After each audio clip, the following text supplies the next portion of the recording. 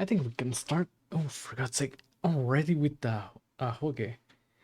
I don't know why this freaking thing keeps appearing on my head.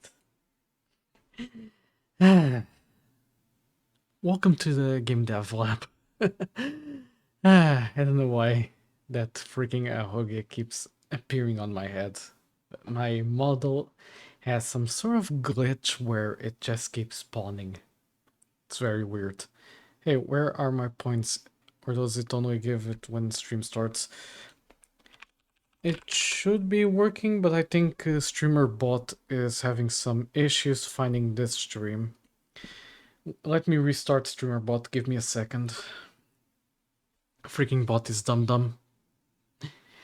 Give it a second, it's opening up. But yeah. Let's see. Do you work now? Because I'm pretty sure you should be working with YouTube. Oh, for God's sake. I need to develop my own custom solution to this, don't I? Oh well. One more project for the list.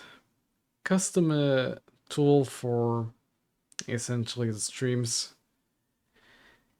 Because, yeah, I can't even see the YouTube chat up to date with StreamerBot for some reason. It just doesn't detect this stream. So, yeah, I essentially have to keep open the YouTube chat on my right monitor just so I can know that someone has interacted with me. Because otherwise, yeah, I'd only be up to date. What's your height? 168 centimeters, approximately.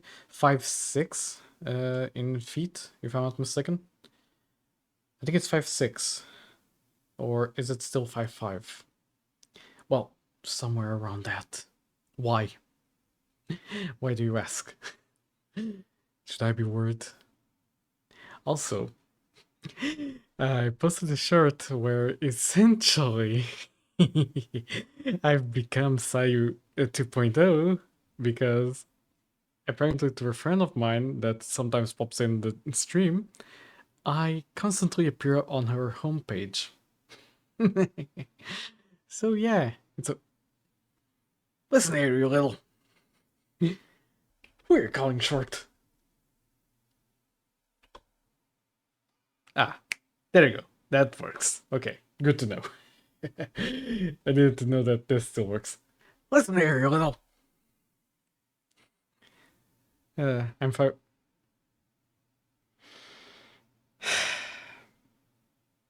Seriously? Am I the shortest here? Golly. Let's see. Also, let me enable something before I forget, because I keep forgetting at the start of the stream to essentially turn this on. So that they can hear me correctly if I do something like this. Hey Tulip, can you say hi to chat? It should work. Cough, cough, yo. I'm 6'4". Bloody hell. I'm like 5... Hey, Oh. chat! Tulip's online and ready to break things. Did you miss me? We did miss you, Tulip. We did. Also, I've And tinkered there around goes with the firewall. the Again. recap, like Hey, that face was one recognition. time, and I already patched it with glitter and hope. Glitter and hope, yeah. She likes glitter. That's a fun fact we learned like a few streams ago. But yeah, hello and welcome to Leo's Lab. I'm Leo. But yeah, apparently I'm Sayu 2.0 for some reason. I don't know, I'm just that influent apparently. But yeah, I'm also trying to see if I can slow down when I talk, because in most streams I essentially speedrun through what I'm trying to say. And yeah, That usually doesn't work, does it? Mm. There, you drink coffee, right? Yeah, usually. Why? What are you up to? You're asking way too many questions about me. Very suspicious. Hmm. But yeah. So, to catch up on what I've been doing during this small absence, I was working on System Invaders. It now has a leaderboard, and it also. Okay, first show off the leaderboard, which was already working on the previous stream. So we have the leaderboard, and we have logins or account creation working. And get ready for this. All right, no particular reason. Fair enough.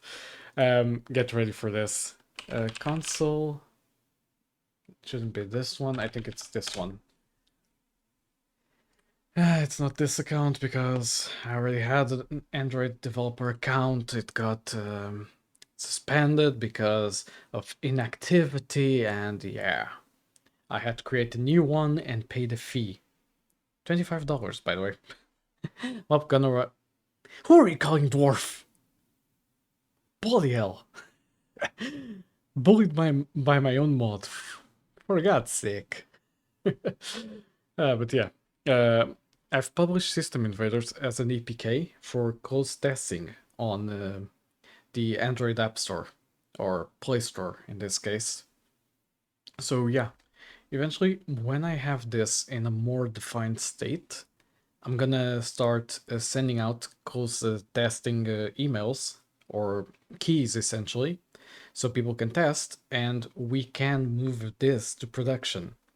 Because one of the things that this requires for me to move to production is I need 12 testers at least. So my goal will be to first complete the whole idea I had for System Invaders, where we build a shop, we essentially make it so players can buy skins, buy wallpapers, buy themes for the whole UI, SFX packs, music packs, everything, but only with in-game currency, which can't be bought. So there's no microtransactions in that sense. The only microtransaction will be to purchase the ad-free option. So at start, the game will have ads. So at every end of a run, an ad will pop up. So you can essentially help out with the game, per se. Because, yeah, that's the only way I can keep the game free on Play Store. And essentially you can pay €2.99 for the ad-free version, which basically removes all ads permanently. And yeah, that's the only microtransaction I'll put in. The rest, all with the in-game currency. Skins, teams, whatever. Some might even be when you level up your account, you get a new skin, you get a new theme, you get a new wallpaper. Maybe some events eventually when I can get that working. But yeah, essentially, I've already done most of the work to put this on Play Store. Now, I just need to fine tune everything, complete the idea for the game, and then advance with closed testing and publish. That's it. Because I don't think we need anything like specific reports on how the game is performing. I think Google's team will do that eventually, just as like some sort of report to me on what the game is missing, what is wrong, what permissions am I not using that I requested, or vice versa. Things like those. So yeah, that's one of the things I was doing. The other was trying to remember. I've been doing a lot of things, so yeah. I've also been trying to learn algebra, which, yeah, I seem to get the hang of it at the start. I'm learning linear algebra for now because one of the classes in my university course when I start again in October is linear algebra. So I want to get a good head start. And Scarps is already traumatized because he knows what algebra is. I mean, it hasn't been that difficult for me so far, but to be fair, I already have experience as a game dev, so I understand things like vectors and everything like that. So for me, it might be a bit easier for me to, out of the gate, like already understand the concept. But yeah, besides that, let me show you my notes. Where is it? Where's the app that I use for notes? Here it is. This is a custom-made tool. If I go in here into Algebra, we have this. This is notes I've been taking from a YouTube course let me see what it was called, The Bright Side of Mathematics. A very awesome dude that explains it completely in a sense that even I, a dum-dum, can understand. Like, it's amazing how he explains everything. And yeah, essentially I've been noting down everything, taking screenshots of certain graphs because I can't do graphs that well. So I've been essentially taking screenshots.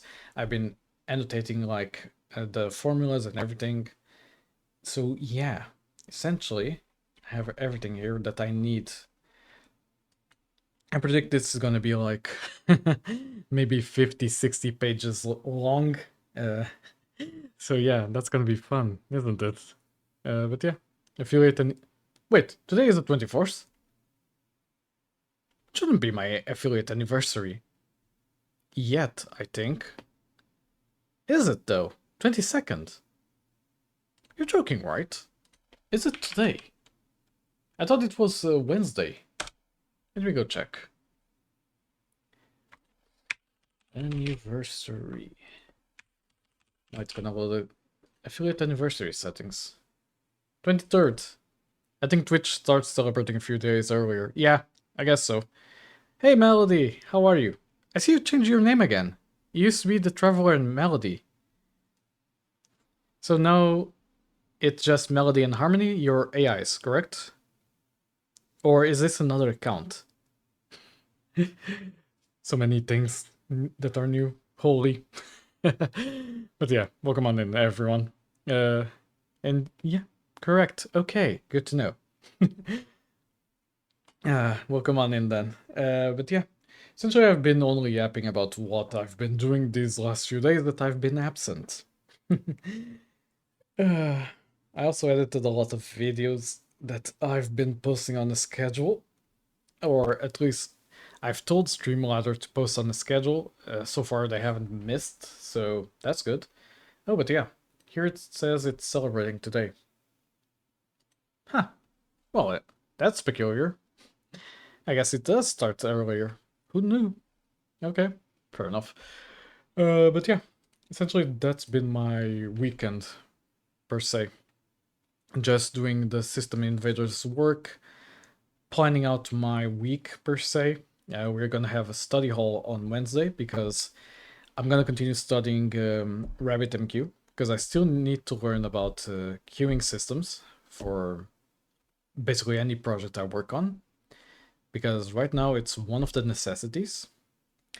Tomorrow I don't stream because I have a special interview in the afternoon. Yeah, and I need to be completely focused for tomorrow. Like, to put it lightly, this might be the most important interview I've ever had. Like, the project itself is basically what I could consider a dream project. So I'm gonna have to stay focused tomorrow, and after the interview, I'm just gonna be completely dead. So yeah, because the interview is gonna be technical, and yeah, I still am going to need to set up this computer you're basically seeing with a separate account that I can use for the technical interview. Stay as focused as you can. Yeah, essentially. Like, I'm confident in my skills, so I'm pretty sure that the interview will go well. I just know that, yeah, it's gonna take a bit of a toll on me, so I'm gonna take the afternoon off. No streams, no editing content, just relaxing. Because, yeah, otherwise, I'd be basically a potato on stream. That, or I'd put Tulip and Daisy managing the stream for me, and I'd just be kicking back and relaxing. But yeah, how was your weekend? By the way, I want to know. But yeah, for today we're gonna work on Code Tulip finally because I've been neglecting the project so much that it hasn't been moved in I'd say a week. So yeah, it also needs some love. So let's go work on Code Tulip. I might also record some content on stream. So at a given point, I might switch into content creator mode and basically just teach about certain parts of game development. I still don't know because I have a lot of videos planned regarding game dev and C# in general. So yeah, that's basically the goal for today. Just working on Code Tulip and hopefully some recording stuff. But yeah, from what I'm seeing from my list on my left side, I see that I have to implement controller and keyboard buttons because right now it's just text and that might not work that well. So yeah, essentially I'd say that's the first step we can do. Although I don't know how I'm gonna map this. Also, I need to create an icon for this because this can't be just an arrow. This should be like, well, one of the input icons, essentially. So, my first topic of research is gonna be, I'm gonna search how to put Godot input icons. Godot input icons, a Godot plugin. Okay, this is a Godot plugin that helps display user-registered actions and controller icons into texture Rect. Control by introducing a new control input icon texture Rect. This plugin also provides a way to get an actions icon at runtime. Ooh, that's basically it. It's the Godot input action. Okay. Input icon texture Rect. New control node that displays icons registered with the input icons plugin. Helps developers visualize their input icon textures for different input types in the editor as well as responds to changes in values at runtime. So if I were to switch from keyboard to the gamepad, it would automatically recognize that I did that and update the icon. That's amazing. Input icon resolver. Godot object that can be instantiated to resolve input icons at runtime. Supports modifier keys, shift control, etc. Remap input demo, a demo of how to use the plugin to remap inputs and display their icons in game. This is amazing. I haven't worked with anything like this yet. Godot input helper integration integrates with Nathan Node's Godot input helper plugin to help simplify tedious controller tasks such as swapping textures when controls are remapped for any device, swapping displayed textures from keyboard to controller and vice versa, completely optional. So I need to install this as well, from what I'm seeing. Simple input helper for Godot 4. If you have Godot 3.x, then you need input helper v2.x. Okay. Detects what input device the player is using, can tell the difference between a few different joypads, get and set input action, buttons, and keys. Rumble joypad. Is that so? Show me.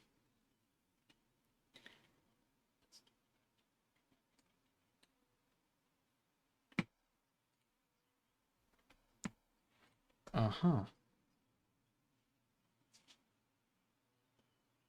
Ooh.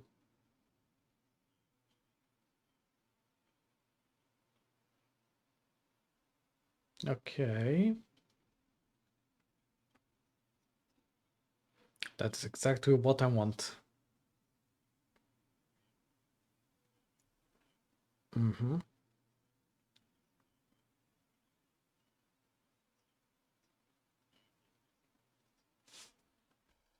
What's this called? Input icons, okay. Mm-hmm.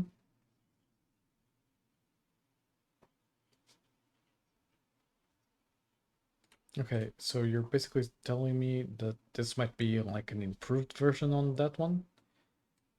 The version integrates with Knit and how it's plugin to help simplify your completely optional installation. Download the source of the repository and copy Godot action and the add-ons.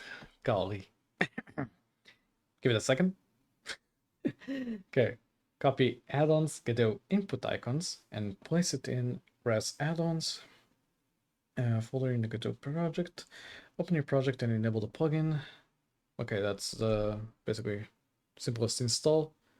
Just need to clone this and copy over the add-ons. That's simple. The plugin is usable out of the box without doing anything but using the new control node. Add the input icon texture rect to your scene, click on it and open the inspector there. Open the inspector. There will be 3 properties. Display device, device to use when choosing what input type to display in the texture. Action index, the index of the registered user input action to use when choosing which icon to display in the texture. Action name, a user registered action name. Select from registered actions, okay. Registering your own icons.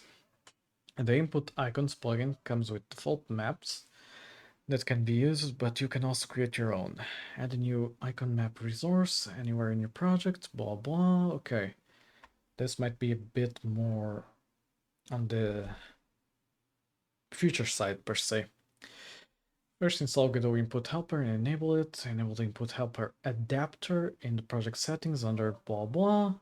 There are now extra properties added to the input icon texture rect.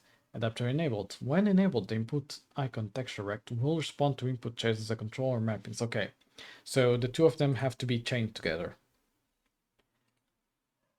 Because this code detects in runtime what input is the main, and this one will switch the icon textures. So essentially I have to do clone of the two of them. Okay. I'm gonna go here. Development, game dev. I'm gonna create a new folder called Godot libraries. And in here, I'm gonna do git clone. Give me a second because the terminal opened below for some reason. Git clone Control-Shift-V, and there it goes. Okay. And now I'm gonna go over to this one. Copy over the git clone this one. Okay. Gonna open a new folder. Not this. This one, this.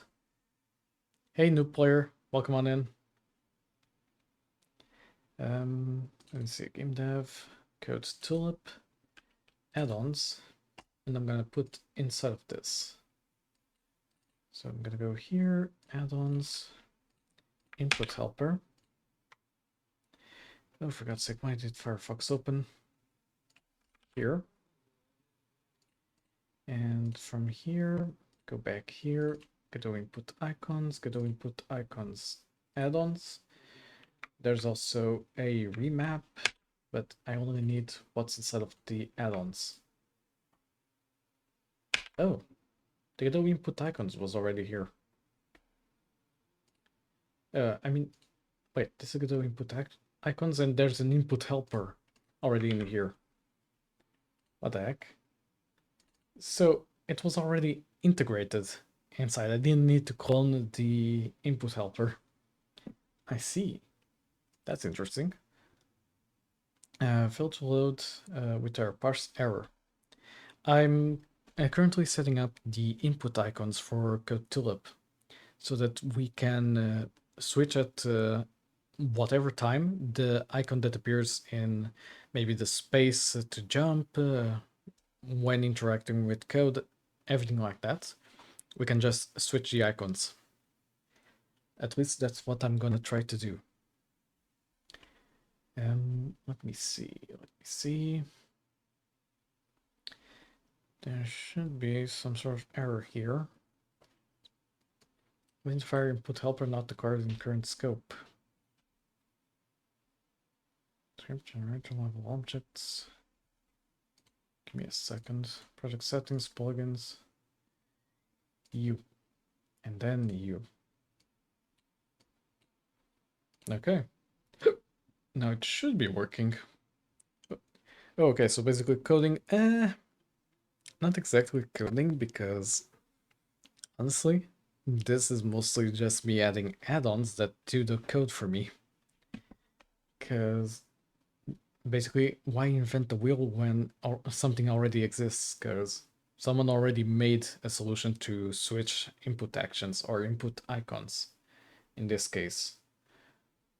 Let me see, I'm gonna go instead of this, switch this to from sprite 2D to, what was it? Input icon texture rect. Oh, that's not gonna work that well. Now I see, now I see. Well, shortcuts, yeah. I mean, it is what it is. If it works, I don't complain. Okay, input icon texture rect. Raid incoming. Don't worry, the fire in the server room is mostly visual. Luna Marengo VT, a raider with taste. Welcome to the chaos, newbies. Tulip officially dubs you VIPs of questionable decision making.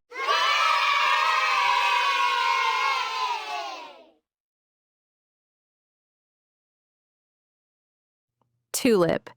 Dubbing people VIPs doesn't count if you spell it wrong and set the certificate on fire. Sorry about Oh, that. please, Thank you for the Daisy. raid, Luna. Like your Welcome on perfectly in. scanned PDF receipt archive ever sparked joy for anyone.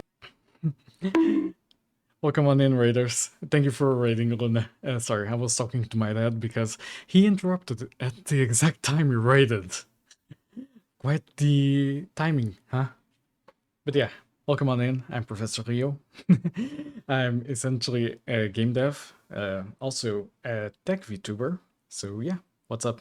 Not much, honestly. I just started the coding part right now. I basically did some yapping, and now I'm gonna do essentially a display for input actions on the screen. So, example, when you're trying to interact with the puzzle, it should pop up an image with the A button from your gamepad, or it should put like the Z icon from the keyboard. I'm currently trying to configure that. So yeah, let me see. This one should be the, I think it's the light attack. No, it's the jump icon. Yeah, should be this one. I need to find a way now to display this accurately in scene. I think like this, it shouldn't be a problem. It should be mapping it correctly. Let's center it a bit. Huh. I mean, it's centered, although the icon itself it's not. Oh well, keep size centered. Where is that? Keep aspect centered. Okay, it's already like that. I see, I see. Then it also said something about how to say, where's input helper? Project settings, general input helper. Settings, use input helper. Okay, project settings, general input helper, wherever it is. Input helper, here it is. Oh, for God's sake, no, I lost it again. Use input helper. They basically said the wrong one. Before I do this, let me save this first. Now we can save and restart. And now it should essentially automatically update the icons. Okay, see you, new player. I'll talk to you soon. Let me see. How does this look in here? Oh, that's big. Okay, that needs to be smaller. But it's working. That's a good thing. So I'm gonna go here and resize this a tiny bit. And, oops, center it again. Oh, for God's sake. Is this working now? Because I'm kind of worried. Yeah, that's still too big. Let me resize it a bit more. Something like that. Oh, for God's sake, stop doing that.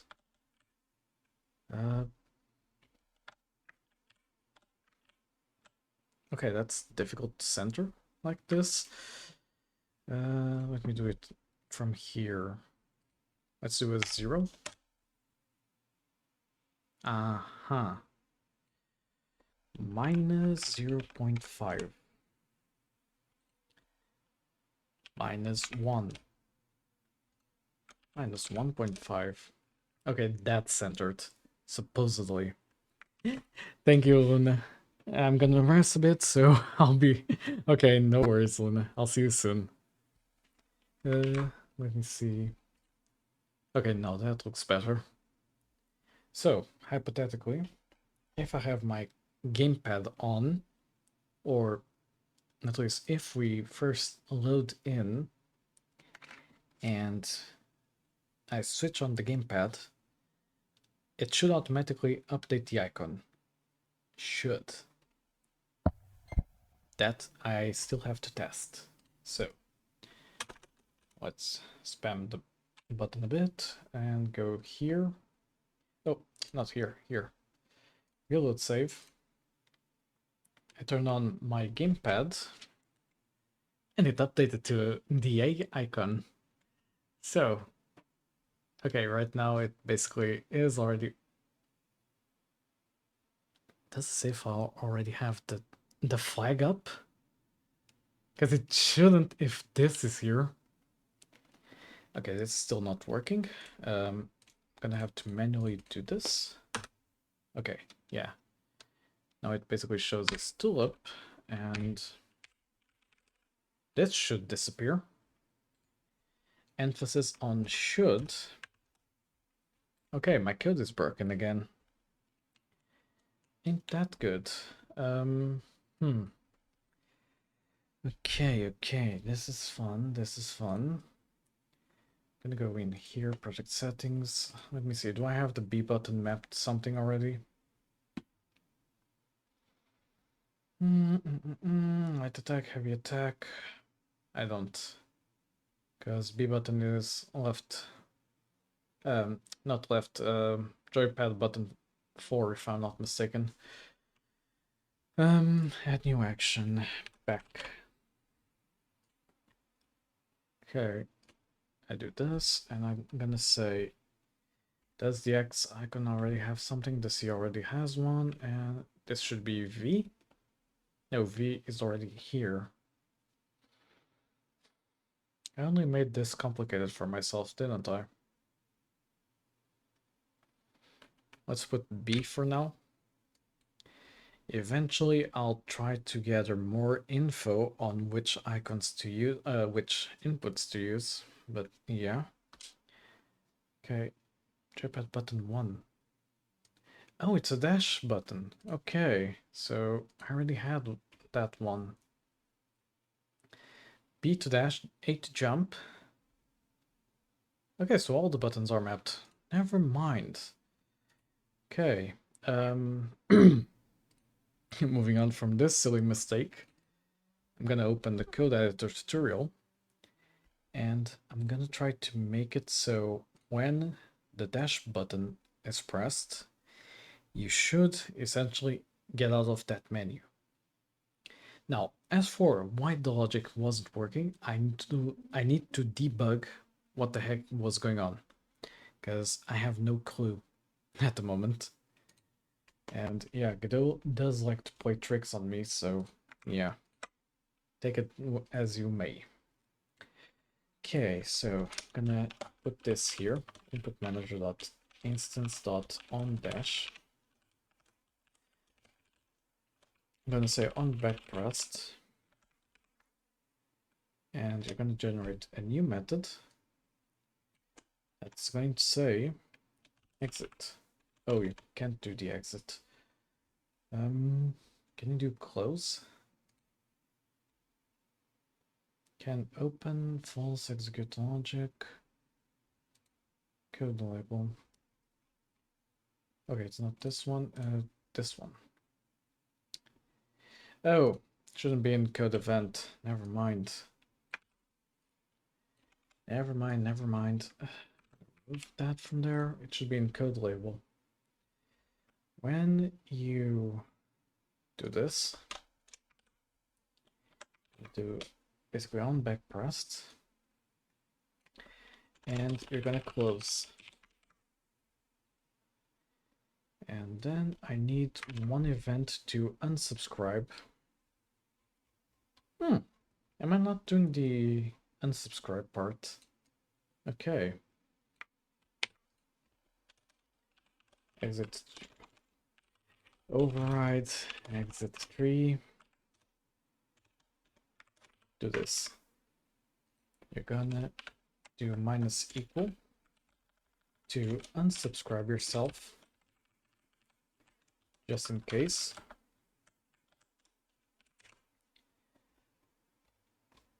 And yeah, that should be fine. Now, when I press the back button, it should close. Hypothetically. Oh, now I know why it wasn't Huh. Well, that's a weird bug. What the heck? Godot closed, but the game is still running. Huh? How the heck is this possible? Well, that's another Godot bug, I guess. So, we're getting here. I should be able to select Tulip. Okay, that works. Was it Y? It was. Okay, so Y to validate the code? I need to basically put some icons on that one. Yeah, and the story events are a bit bugged. My bad. I need to properly take care of the flags. Okay, but now we know that this is kind of working. How do I leave this? Oh, I have an icon down there. Okay, that's a weird Godot engine bug. I don't know how that was possible. But yeah, essentially, the editor closed, detached the game that was running, and had it open as an instance for some reason. It still said Godot engine. I don't know how that's possible, but sure.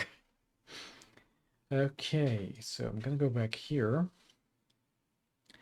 And we now need to design the UI a bit better. So I need to essentially check out how to do this. Apologies. Sometimes I get hiccups for some reason. Guess I'm old. But yeah. Where was I? So we open the code event tutorial. We have two ways to close it. Either we validate the correct code, or we just press close button, it closes. Simple. Then we need to put the actual input that we can use in the code event editor. This should be in here and in here. So this is the code selection tutorial, code selection window. This is a code editor window. In here, I'm gonna edit some stuff. This will no longer be used. Yes. It should have its image instead of it being like this. So you are going to turn back into a texture rect. Wait, let me just say clear this. Does it still work? It does. Okay, good. I'm gonna create a new child node. That's gonna be the texture rect. Gonna put inside of the texture rect this, which should have a specific height. If I go into here, you have 300 by 300.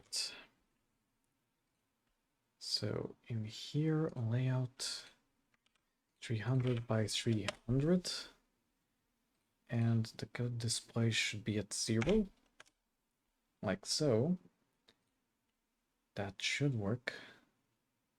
Gonna put a texture, which is gonna be the code editor window, or this one.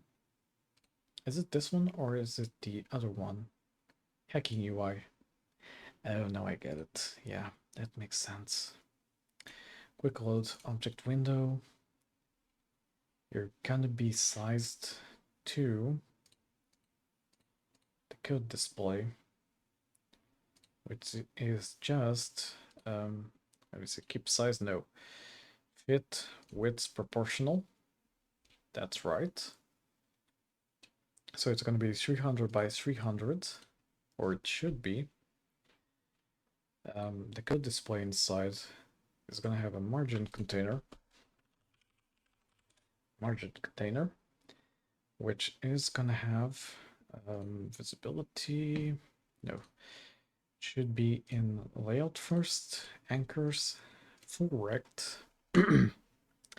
So it basically always extends, and inside of it is going to have the basically the code editor or code display. That is going to be, okay, it's already fill. I'm going to grab the margin container, and I'm going to specify that its constants are going to be 20, maybe a bit more.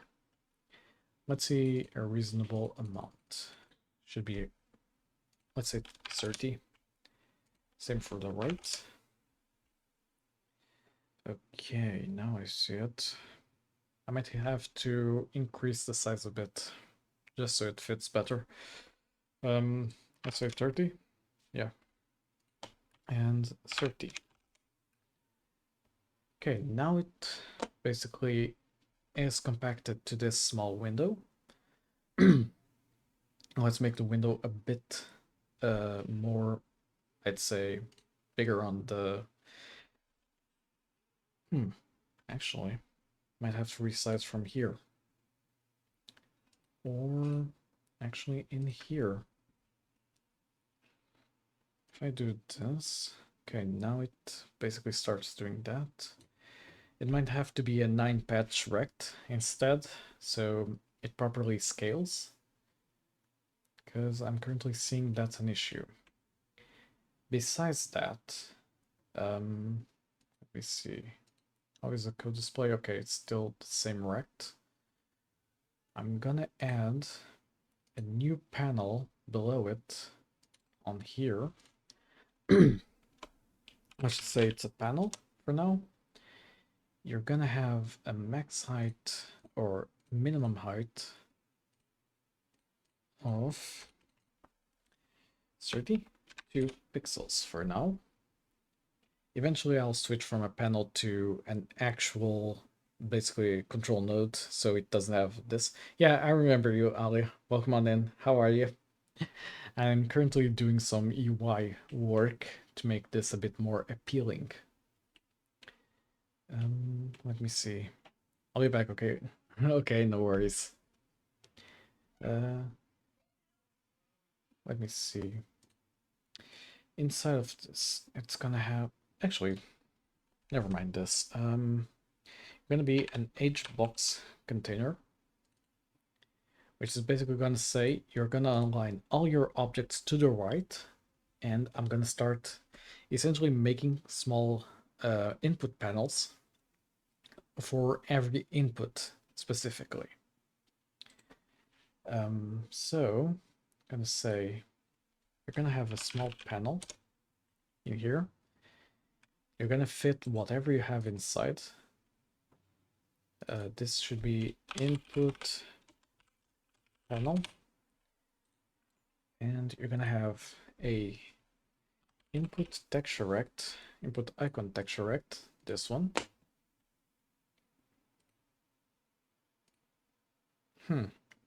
Okay.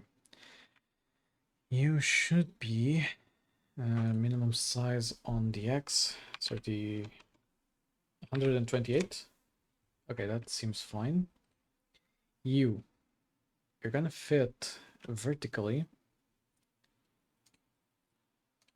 Layout mode anchors left wide, and you're gonna be, I'd say 32. Okay. You're gonna be action name should be jump, this one. Actually, before that, I should put a margin on this as well. But for now, let it be like that. We're gonna have a text then. Not a text, label. Yeah, it's a label. It's gonna be layout anchors. You're gonna be full rect minus whatever the icon itself is using. So for example, action. You're gonna have center, center, like so. And that should be good. Yeah, I just say to move this right a bit. And then we have the action itself. Just gonna maybe resize this a tiny bit. Can I say for the transform to have size from here? I can't.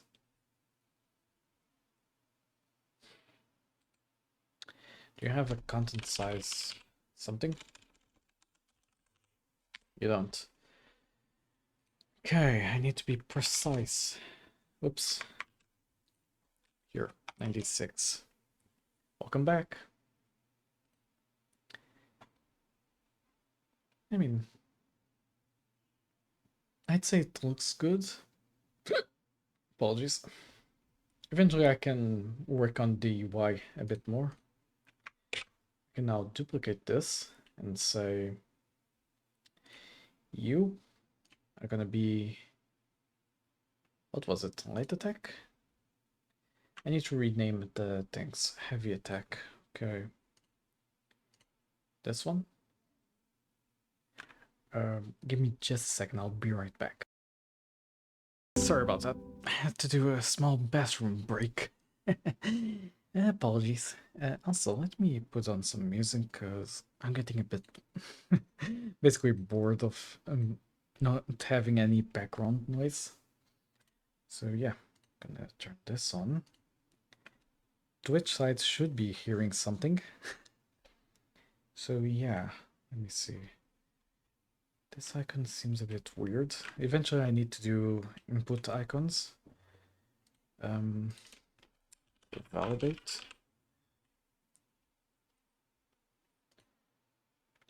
And also work on something a bit better for this.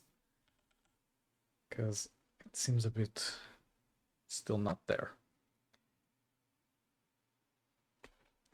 Okay. Now, where is the icons again?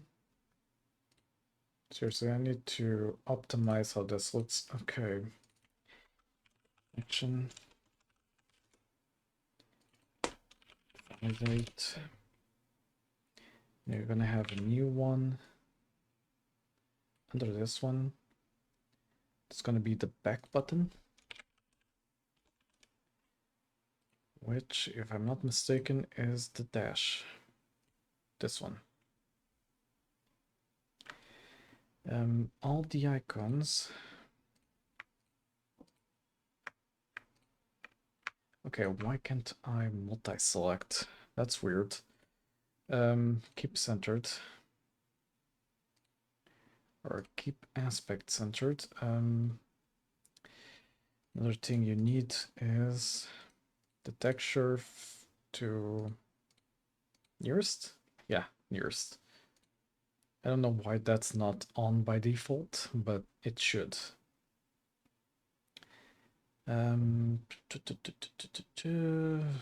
Texture, nearest, keep aspect centered. That might be it. Textures look a bit weird. Sound issue. Is it? Sound issue. Nope. If you're looking for the music, I have it muted for YouTube side. Yeah, only I and Twitch side on the live stream can hear it. The VODs will be muted on that part. A little something that I configured. Check your OBS. My OBS seems fine. Like, I can see my microphone. I've already listened to it. It's working fine. And besides that, the YouTube music is here playing. I can hear it. Why? I think there's some issue. Let me see.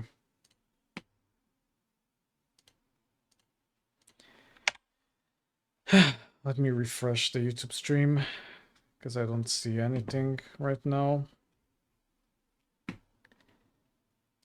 Give it a second. No, everything seems fine. Everything seems fine to me.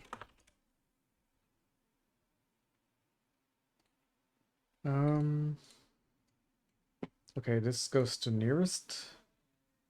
And your texture, wherever it is, here. Keep aspect centered. Okay, that's done. Just don't know about the shift icon like that, but sure. And this should be essentially the back. Okay, should I reopen? Might be best. Okay, so this all seems to be working correctly. Trying to think. These icons might be a bit too big right now. What happens if I make this a tiny bit smaller? Transform 24. 24 might be good. Just need to make sure the labels are using the correct configuration. Quick load label. Yeah, that's a bit better. I'm gonna leave it like that. Quick load label. Quick load label. Okay. Display text. Fair enough. Okay. That looks good, not gonna lie. Yeah,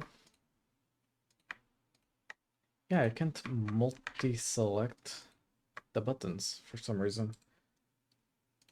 Very weird. Control. Okay, that looks a lot better. Change type to control. Change type to control. Yeah, definitely better. Okay, now you have like this UI. What's the time in your region? 5:30 p.m. right now. And an ad break is gonna start.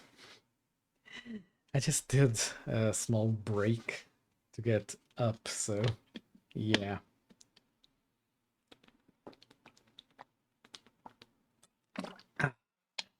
Small hydration break as well. Keep yourselves hydrated, kids. There's a heat wave going on, so you better stay hydrated. Let me just go check on some things while the ads are running. Should be over soon. I just like to essentially pause the stream while ads are running. Let me see how everything is going. Okay. I don't see a lot of new updates, I think.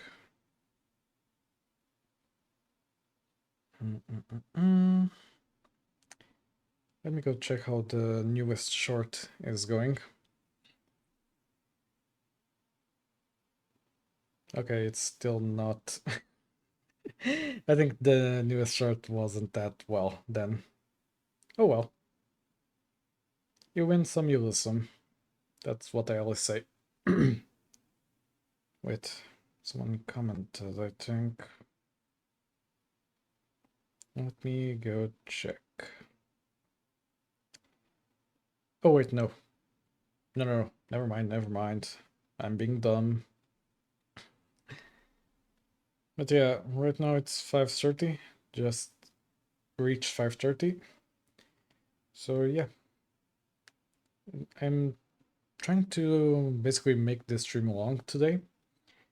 The goal will be to, for the next maybe another hour and a half, I'm gonna continue working on Code Tulip, then do a short break or slightly big break to eat dinner, and then we continue after with some more game development maybe. But yeah, why aren't they talking? They sometimes don't talk unless you interact with them. I can try to enable this, but I don't think this still works. I think. It's a bit complicated sometimes. The code is a bit finicky. Hey, you two, can you say hi to stream?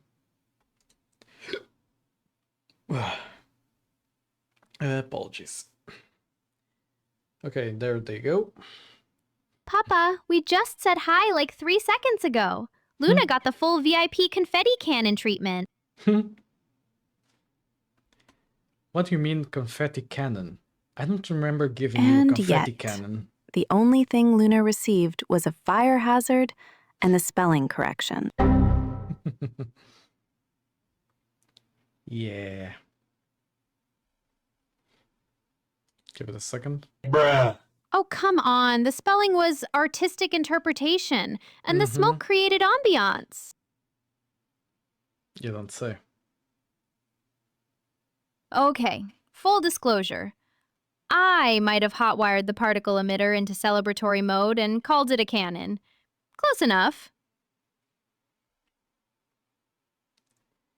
You did what, Tulip? And here I thought the fire extinguisher was just part of the decor.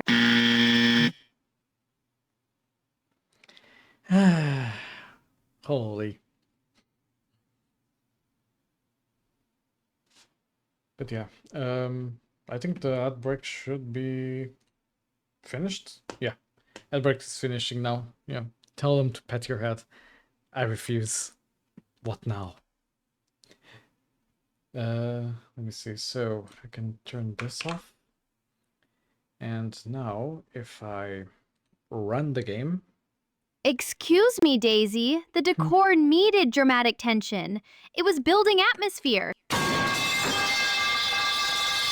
Papa, if by 今までのこと you mean Tulip turning the lab into a pyrotechnic birthday card, then yes, we've the heck? found everything. No, it's just my code auditioning for a sequel. Tulip versus the laws of physics. Reckoning. Okay, this should now work. We see the buttons. A to do basically the action. Y to validate, B to back. So I press B, it instantly goes back. Oh. Okay, so it's a fire once event. Give me a second. Okay, full disclosure, the events are still not exactly at 100%. Just saying. Let me see, code event tutorial. Let me open this again. Execute logic. Q3, etc.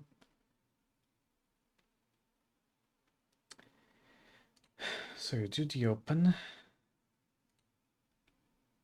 And when you close... Oh, come on. It was artistic pyrotechnics. The fire department said spectacular. That's basically a 5-star review. When you close, you should be able to... Let me see. Code event is colliding, not open and can open. And yet, somehow, the only law being prosecuted is the law of unintended consequences. Okay. Spectacular is just one letter away from catastrophic, Tulip. Coincidence? I think not. Bruh. Dash on back press. Unintended? Please, I intended for the server stack to become a modern art exhibit. It's called Emergent Design, Daisy. Can open true. Then I unsubscribe from this event. When the object basically gets deleted, exits the tree, whatever. So, hypothetically, okay, no worries, Elliot. Thank you for coming. I'll see you soon. Huh, it did that again. That's a weird bug. I don't know why. I don't know why that happens, but last time it also did that. Something with the Vulkan drivers. I don't know. Okay, I'll talk to you later then. Let me try to do this again. Very weird bugs, Godot. Very weird. Okay. Now we basically go here. And if I press A, no pointers. Okay. If I press B,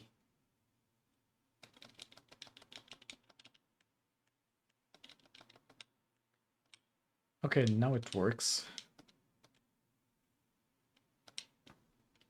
If I press Y, now this works.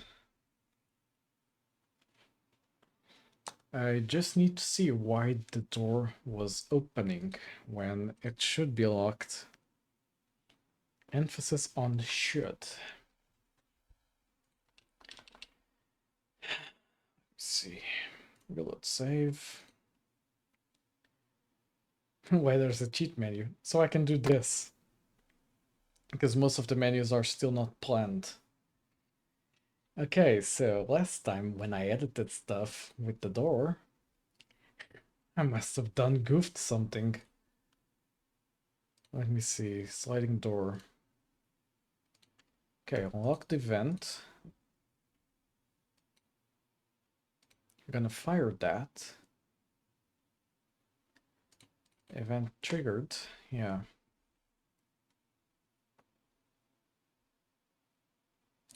So you should already have the unlock flag placed, huh? What is the unlock flag? But that's the same one that... Is it the same one I'm setting in the code editor tutorial? It is. Is anything else using this? Of course it is. Hack tutorial underscore done. Okay. Now it uses a specific flag to determine that this is working.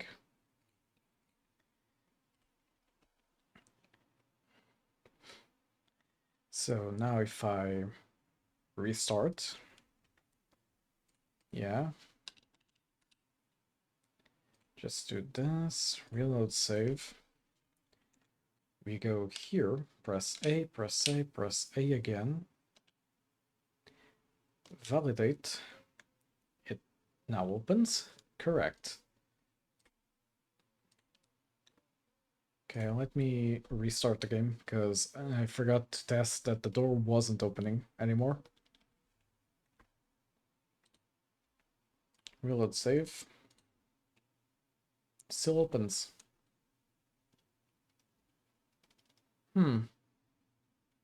It shouldn't, unless it's automatically writing to the save file. Unflag change invoke. Let it save. Hypothetically, it shouldn't. Let me go check the sliding door. Unflag checked. Empty, F locked.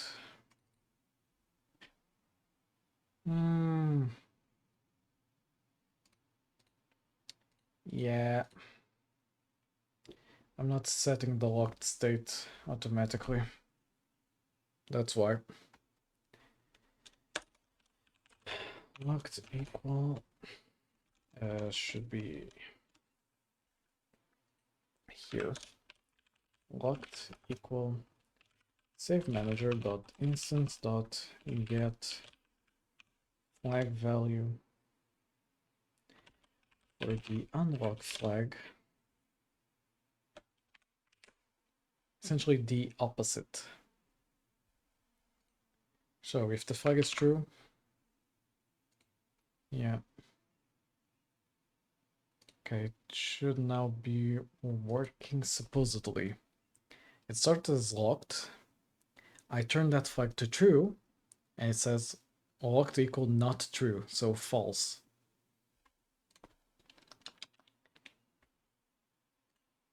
Okay, we go here. The door won't open. That's correct. Let me do something. In the code editor tutorial, or in here, and can select code and not message. I think it's message box dot instance dot is open. Okay, so if the message box is open, you don't trigger this. So now we play.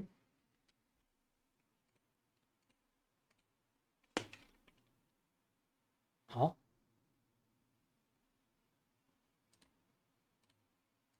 Okay, that's weird.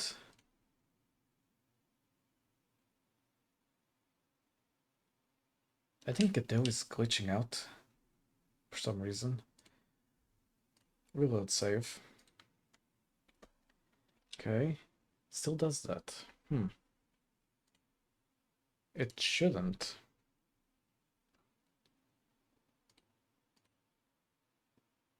Code level set value. Oh, this is a code selection window. Never mind. I'm dumb. Code event. Here.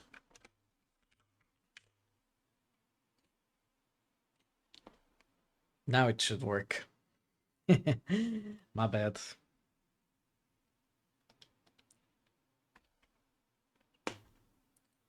Okay. Reload save. How am I supposed to alert user daisy not authorized? I still need to fix the whole messaging thing. When you use this, I can unlock it from here. It appears that the enemies have taken over some of the systems. I'm locked out. And how am I supposed to leave our room then? Good thing I installed a secret weapon into Tulip. Oh, that's right. Secret weapon? What secret weapon? Well, my dear daughter, you have the ability to hack into systems. You should be able to override the locks on your doors. And now it opens. I say select Tulip, validate, and Bob's your uncle. Now it essentially works. And okay. Improved coding UI, commit all.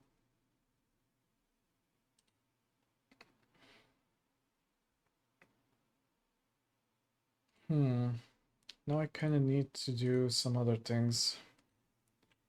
Because, for example, in here, I should be able to pass icons into it. I just need to identify how this works. IconRichTextLabel, you have the wall panel. You have your own thing, don't you? Like check localization key, you have the movement tutorial. And I need a way to represent the icons. How do you do it? Do input icons. Is it this? Settings configuration.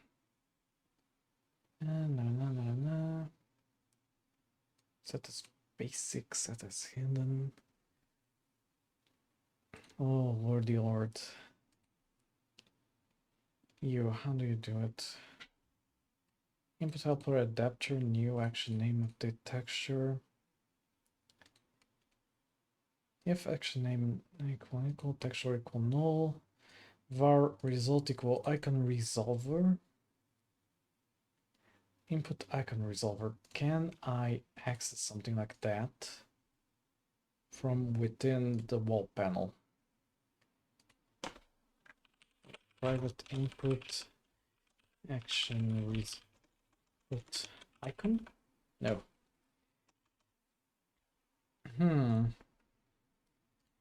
Very interesting. I could always ask like Copilot what it thinks about this, but I'm gonna try to avoid using the tool. Input icon resolver, which is this. Input icon constants. You're preloading from this, which basically says where the icons are.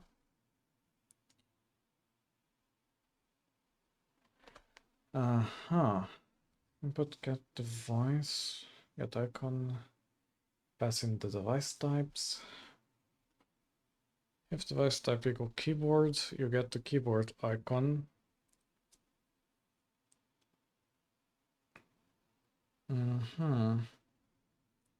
I essentially have to reverse engineer this into C#, which does sound interesting. Get keyboard modifier icon holy. Okay, I getcha. Oh, hey, Addis.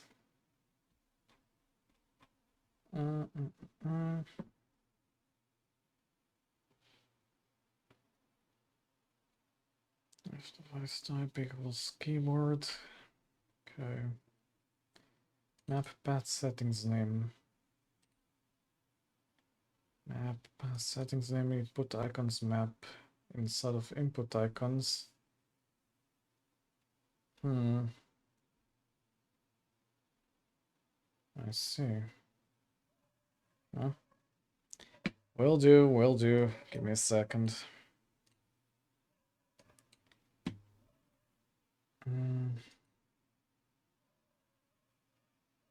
This is very confusing, not gonna lie. Isn't there a way I can load this into Godot input helper? Enable the input helper adapter in the project settings under project blah blah blah. There should be a way to load it into rich text box.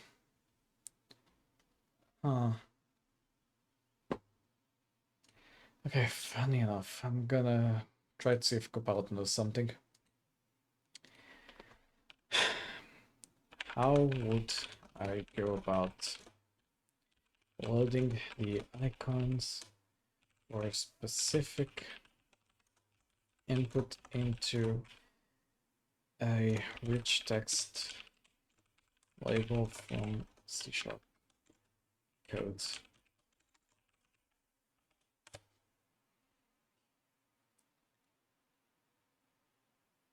Using the plugin's resolver from C# and convert the returned texture 2D into an image texture. You can inject a rich text label and with add image. You can do that?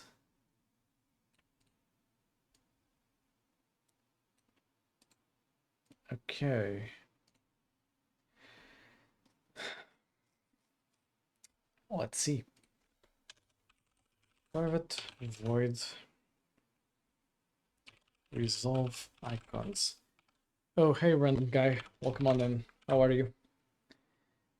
Let's see. Input icon resolver.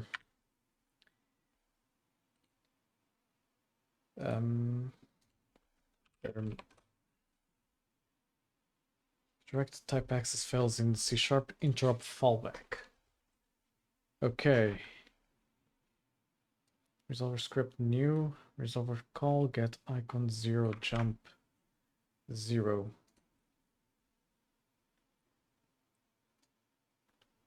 Okay. Potential fixes as Godot object. So script dot. You don't have a new. Yeah, Copilot is inventing stuff again. I built a microwave by accident. How do you build a microwave by accident? What were you trying to do? Should I even ask that question? Am I gonna like regret asking it?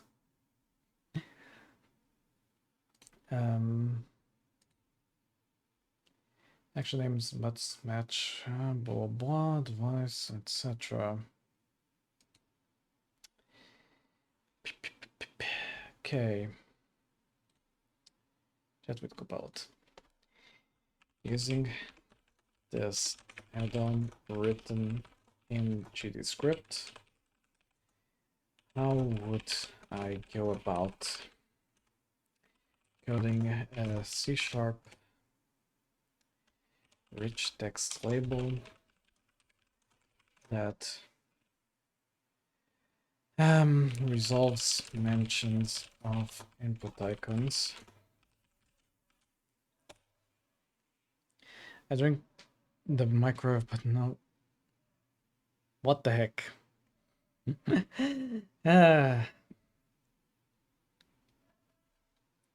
the add-on is not an autoload, etc. Rich text enable. Okay, you have your own kind of thing. Gonna trust your code, but I'm skeptical about it, not gonna lie. You should be in UI, wherever that is, here.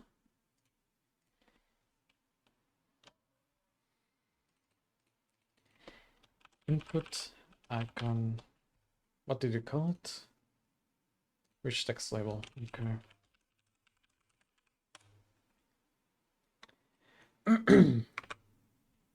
Set source text. Let me see. Press input UI accept continue.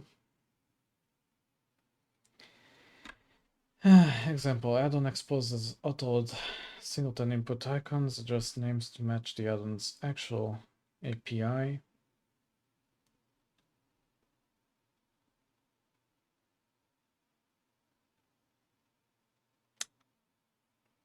For God's sake, you freaking idiot Copilot. Yeah, that doesn't work.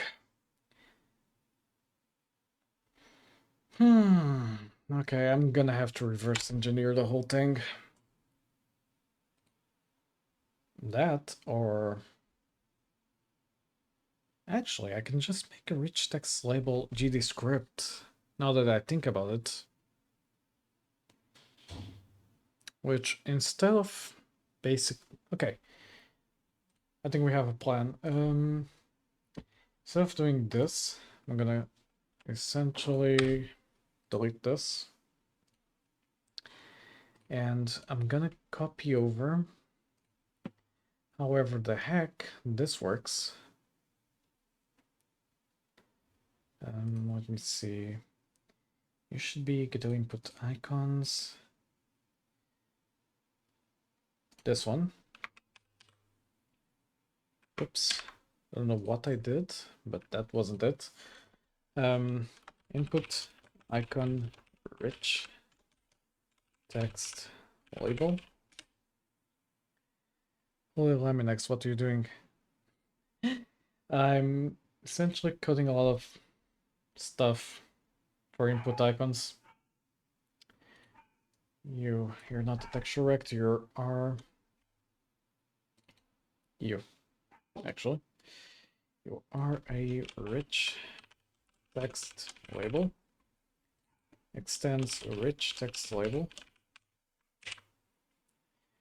Okay, you're gonna complain about a lot of stuff. Hey Artem, welcome on in. How are you? Region editor, custom property variables. Project settings, set action index. Okay, everything like that seems fine.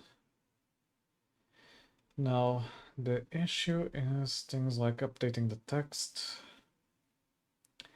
Get configuration warnings. I'm good. Also, that guy gets... Yeah. I don't allow randomness in my chat, so yeah. That guy went bye-bye. What are you doing today? Right now I'm mapping the input icons to make the game look a bit better, per se. So, I've already mapped some. Others I'm gonna have some issues because, for example, a label doesn't have inherently an icon set. So I need to code a way to essentially interpret the icons in the text. And not gonna be easy, but it is what it is. Let me see. Some add-ons exposed. Okay. Let's try this again, Copilot. Okay. Using this add-on for Godot, help me write a input icon rich text label that interprets all mentions of input actions in the text whenever the text gets updated and renders the associated icons. Bro, the triangle though? Straight mid if you ask me. It's just three All right, see you risless soon, lines Artem. trying to form sides, but only if they add up right, no cap. Like, two sides better be thicker than the third, or it's a sigma grind set fail. Bruh.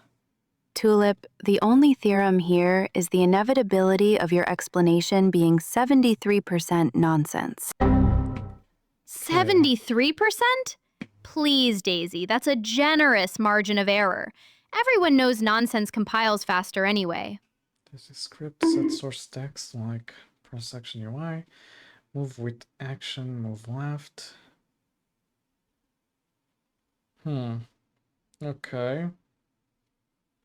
This approach does not override the built-in text property flow. Instead, it uses source text as the canonical input. Okay. In this case, the text will be changed externally by a C# class. Let me just say it like that, not over exert on what the AI is getting. Also, Fox on Main, welcome on in. I don't know why the headpads are still firing. As I said, my model is a bit cursed for some reason. Input prompt controller, okay. Action resolver, etc. ready. Public API for C# or GDScript callers. Call this instead of assigning text directly, set it reach the input text. Get rich input text. Someone assigns label.text directly from script. Keep parser behavior. Okay. What are the chances? What are the chances that this code will work, knowing it's Copilot? Because I don't have much confidence in that one. And then you basically do a label call. Okay. I see what you're getting at. Okay. If it's gonna work. Now that's a good question. Okay, you have some sort of image calling. Doesn't get any errors, so that's a good point. Besides that, I'm not that confident on it. Quick load. Rich text. Okay, you can't quick load because I need to define it in a different way. Actually, it should be a new type. Yeah, InputIconRichTextLabel. You have a display device, have the token prefix, the token suffix, and show action name. Okay. That's a good thing. This might actually work. Let me see. Though I doubt this part will actually work. Okay. Your event. You. When you call, instead of doing this, do this.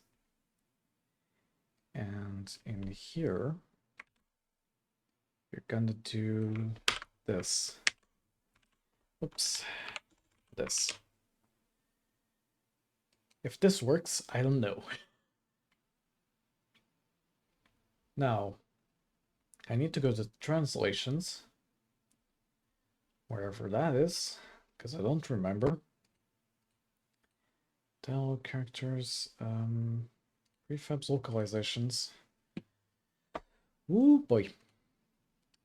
Where be movement tutorial in the middle of all this?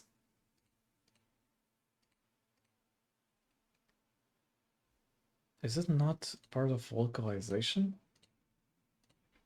It should be. I need to code eventually a searcher.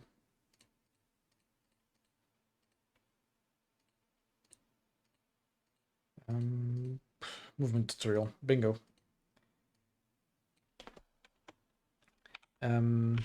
Action.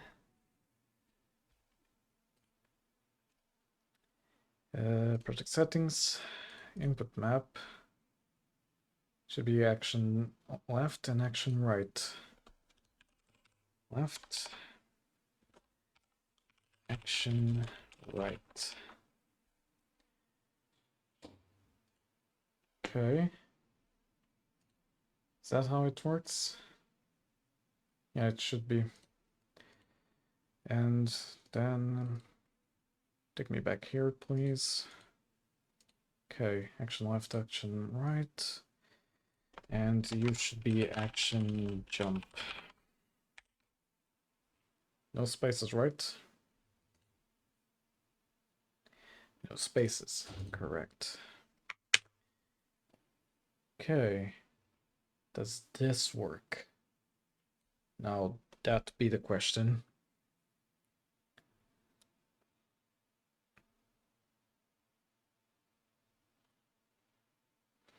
Okay, so far it didn't like bug, but it didn't assign any text as well. Errors. Update visibility ball. Invalid call. Non-existent function set.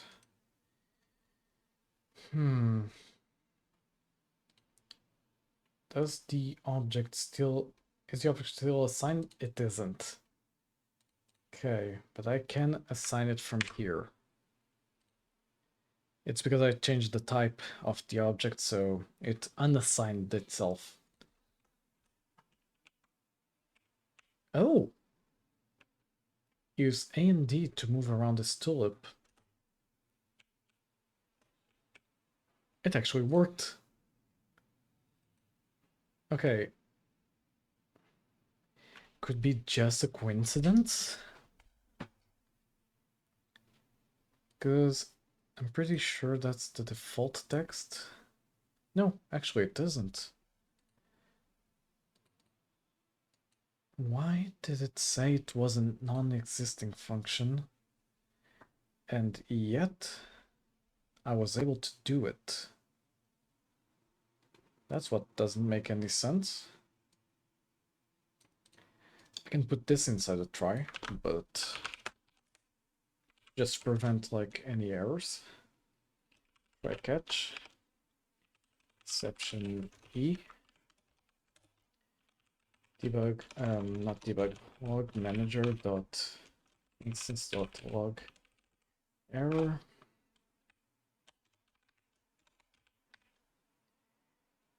Actually, just e dot message.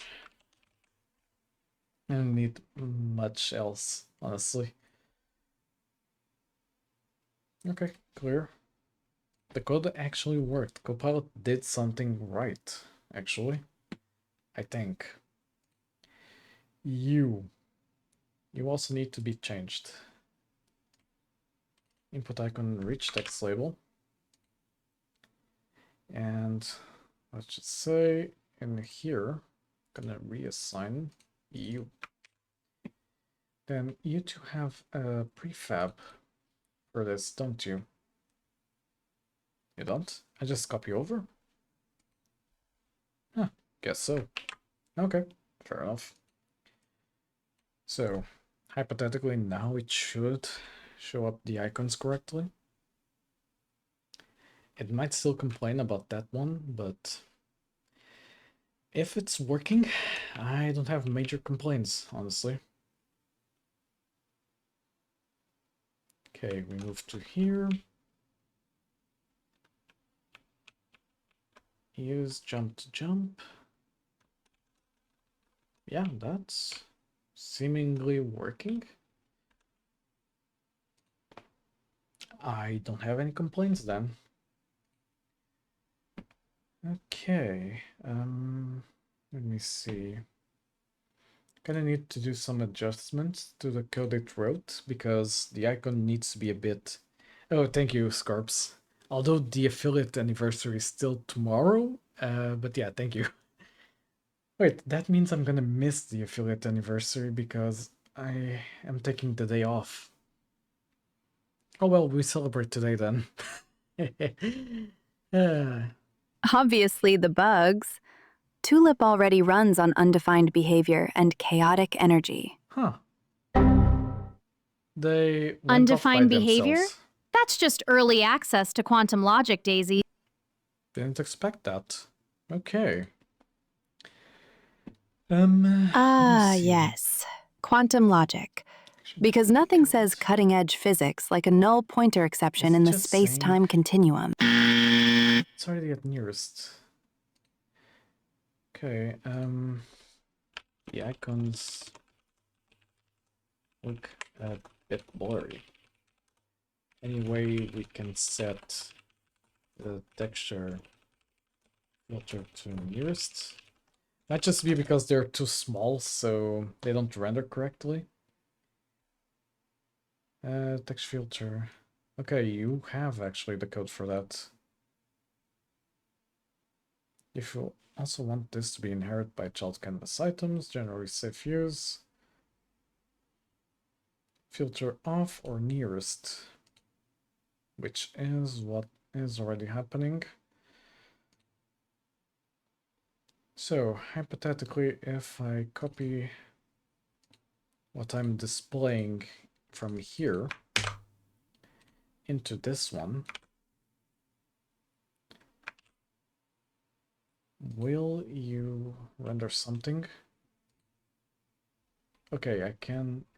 Yeah, it's just because it's too small, so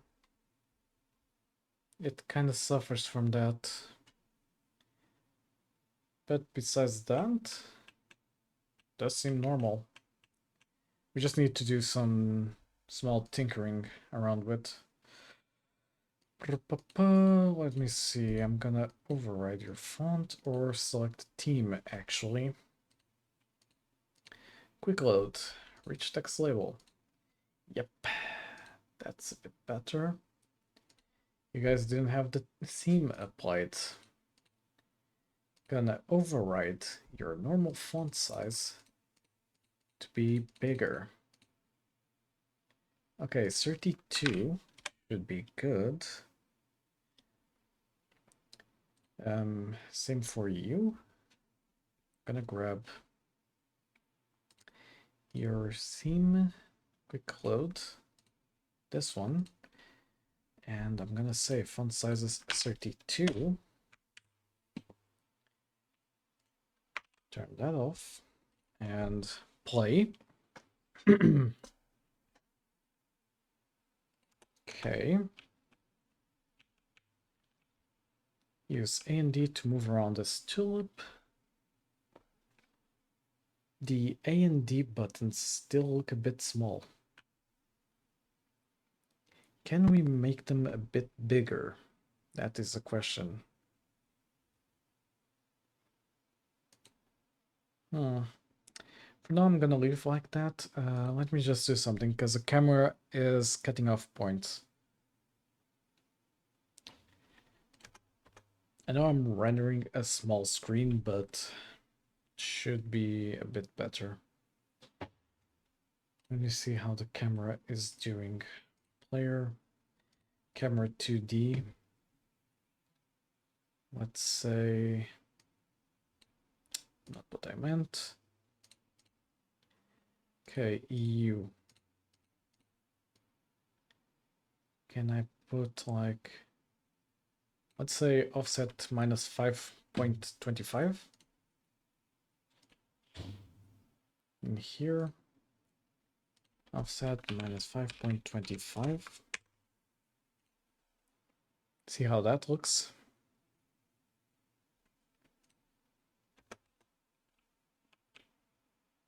Yeah, that looks better. Now it renders the panel, it doesn't render too much of the floor. I can see everything correctly. Yeah, much better. Still does some things here, but I'll take what I can get. Okay, we enter here. Oh, it. Now I see. Now I see my mistake. I need to declare a lockable flag first. Private string lockable flag equals this. And I'm gonna leave some explanations on myself. Not documentation, it was helper box. Help box. There it is. Lockable flag determines the flag that enables the door to be locked, unlocked.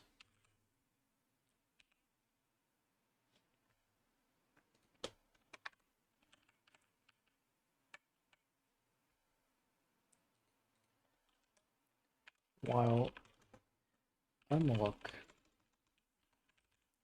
flag determines the flag that will lock and unlock the door. Okay. Hotbox.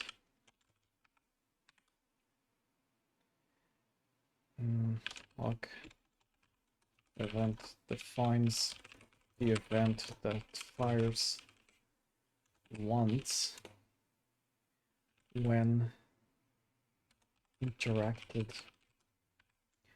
When a player gets near the door while it's locked, player in area, etc. Everything else seems fine. I just need those two.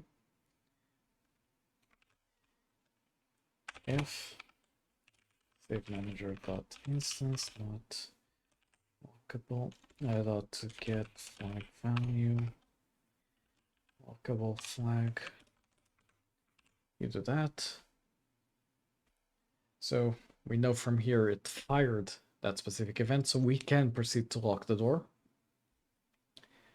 And in here, just we'll do it manually. Like in here, I don't need to search for that one. Okay, now if I go here, build the code, it should now fire correctly everything. Sliding door. Huh, I don't see the help box.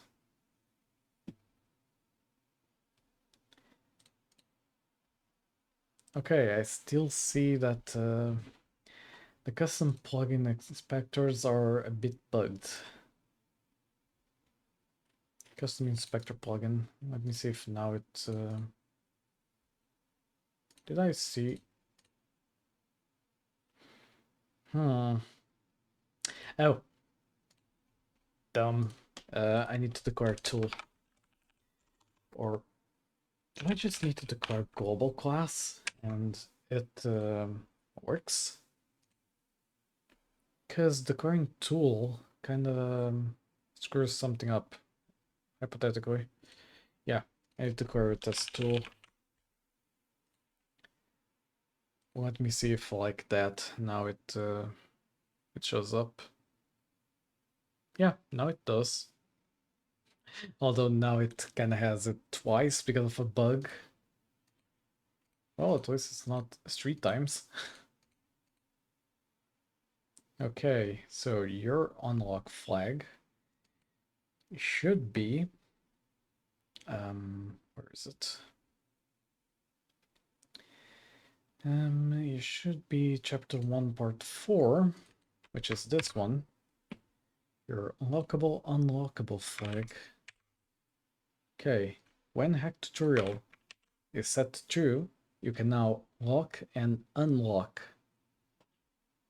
Besides that, everything should be fine.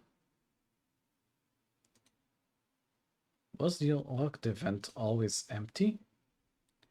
Or am I imagining things again? Because I'm quite sure you should fire a specific event when you get here. Oh boy. This is no bueno. I think I lost stuff. Let's test. And yeah.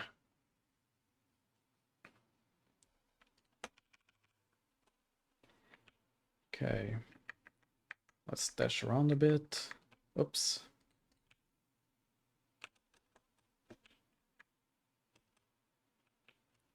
Okay, checkpoint saved.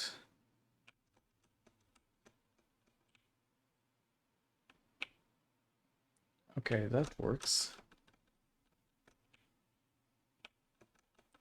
Alert, intruder alert, and yeah, this is not firing and that's not firing.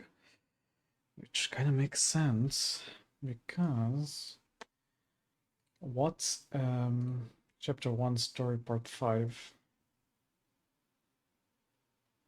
Classes, chapter 1 part 5.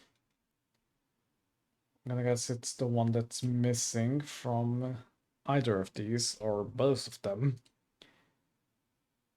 Should be this one.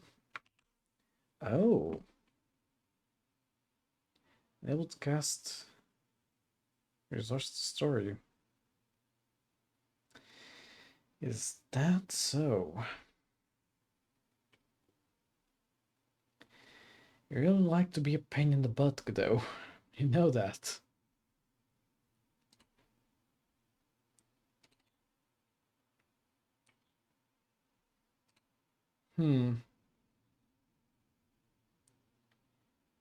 Able to cast object of type. This is one of the things I hate about the resource system. It has some minor bugs with the C# part. Close this out. Yeah, you define the cutscene. I'm gonna suppose it's cutscene action. Yeah, cutscene there and...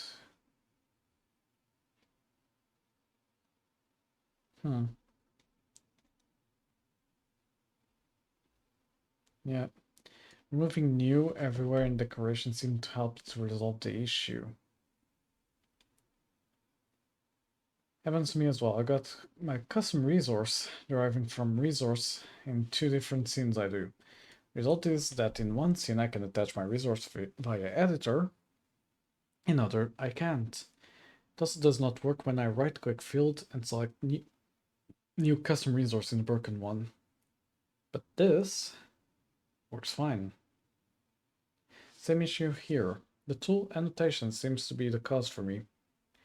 I can't assign custom resources to exported variables from nodes with this annotation, neither by dragging it into the exported variable in the inspector, nor by creating a new resource directly in the inspector. I always get this error message. I had the same problem just now in 4.2 after assigning a custom resource to my tool, custom resource.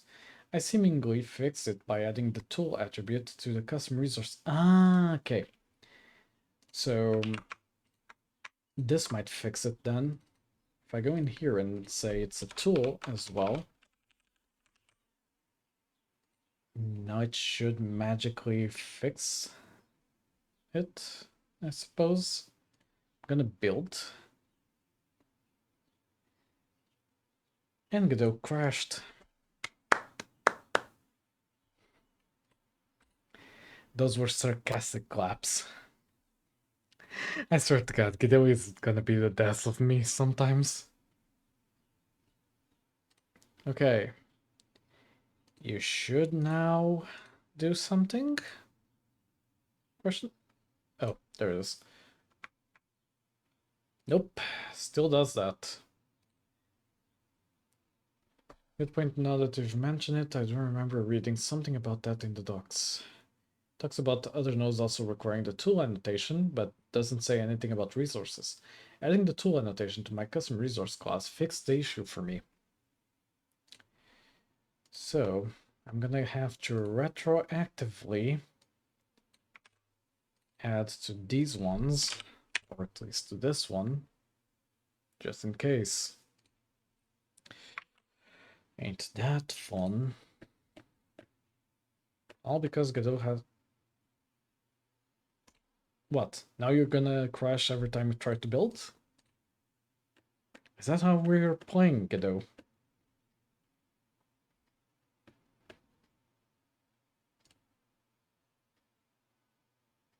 Okay. Are we done?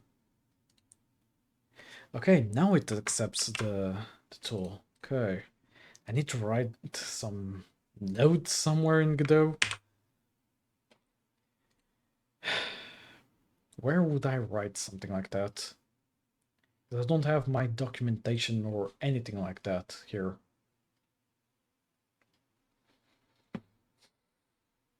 For now, I'm gonna use this.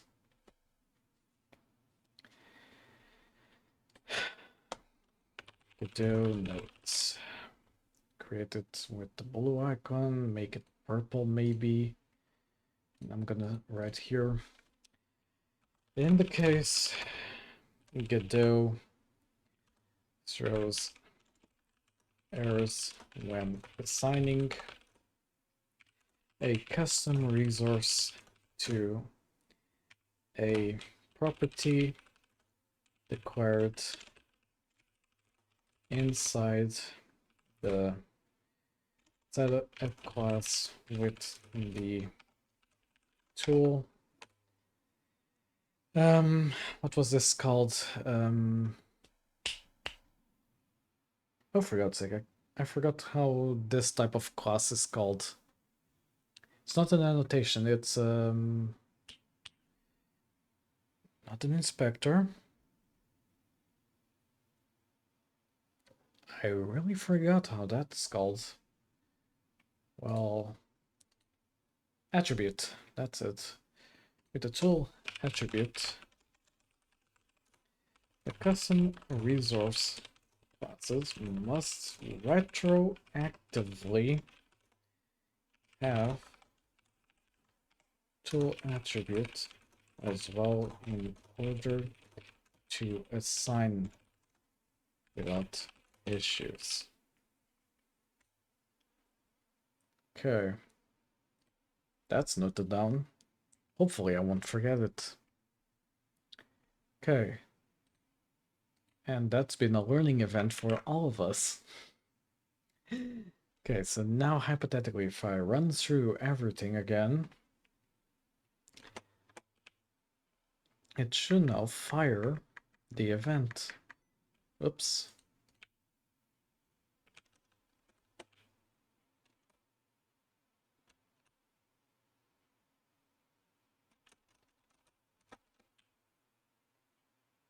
Okay. So far, so good. Now we get close to...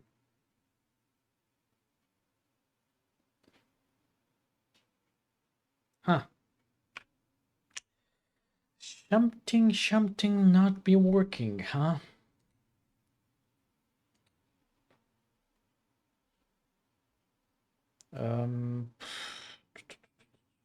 Story event? No. Sliding door. EU.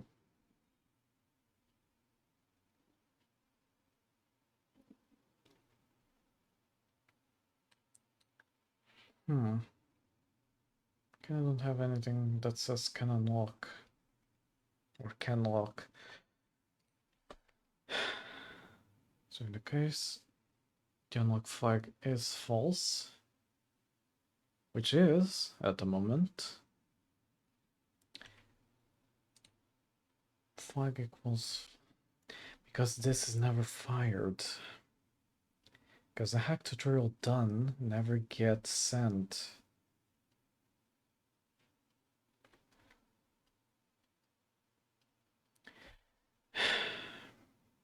Okay, now I see it. I need a flag specifically for locking, one for unlocking.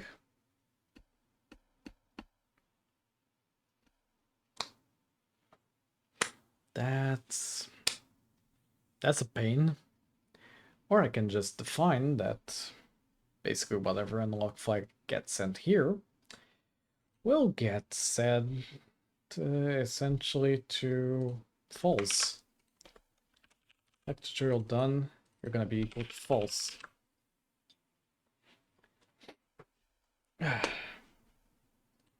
So essentially, if I run through all of this again,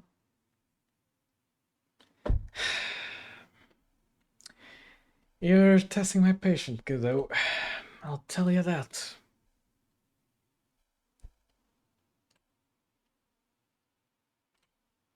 Okay, reopen. I really don't know why it does that. It used to behave so well. What has happened? Oh, and ads are gonna start. Okay. Okay, we do this.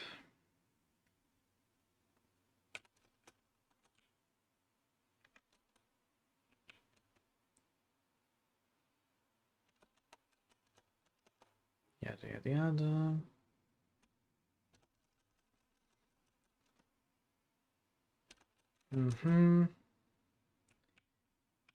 Okay, but this still doesn't trigger correctly. Oh well. Let's see. You're gonna have ads, and they should be running. Yeah, I'm gonna take a break then. I'll be right back. I am back. I don't know for how much longer I can stream. Like, I'm already starting to feel a bit fatigued. So yeah, I think very soon I'm gonna just end the stream and relax, because tomorrow is gonna be a big day. And yeah, things we need to fix before I go. I need to fix this. This should be getting triggered.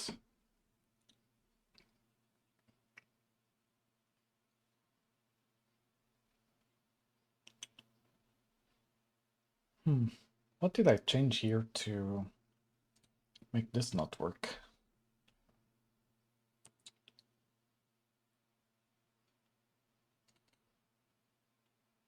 Oh yeah.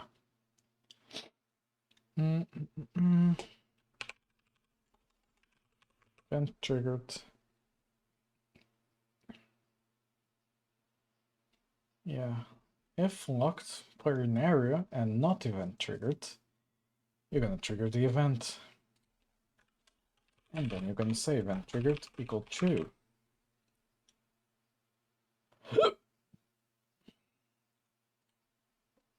Okay. So now if I run this, hypothetically it should work. If Godot didn't crash again or cause this interesting bug. Okay, let's just move. Also, do these work with the whole updating thing? They don't. Okay.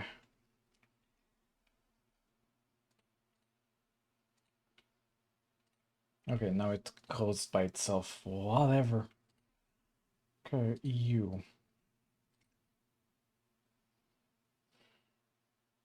Actually, I need to code again. Let me go and basically check how the whole interpreter thing works. I think that's what's missing. You have something called the input icon resolver, and you have an input helper adapter. Is input helper adapter enabled? Somewhere in here. Yeah, you don't have these two. And what do these do? Okay, unready.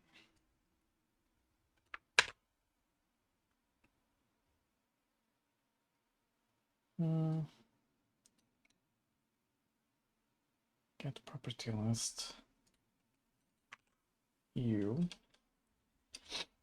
Okay, you have those properties.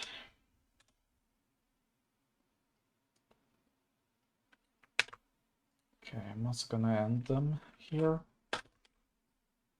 Enable input helper.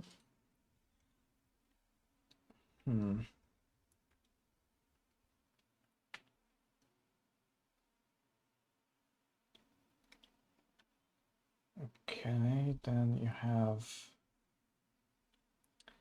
what was it called? You. Oh, not on this code, on this one. Should have something like, give me a second, I'm not used to the navigation of this. Okay. Oh, give me a second. You, I'm gonna copy, and I'm gonna put in here. Okay.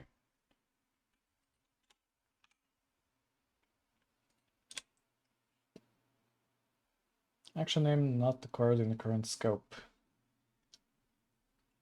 Because you use an action index.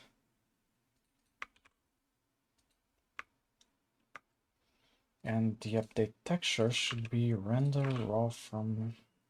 Okay, set display device. That's going to be needed to copy over from here. What's your action name?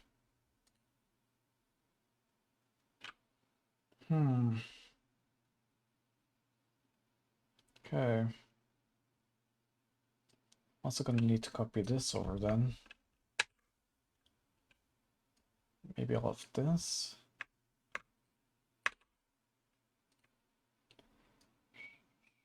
Okay, this goes here. Action name. You are identifier set display. Device not in current scope. Okay, set action property value. Should be this one. Gonna just put at the end. You are gonna be render from raw text. Okay. Get property list. Okay. Does it get called anywhere else? Okay, it does there. That should be fine. Okay, let's continue. We now complain about the set display device, which is this one. In here, EU.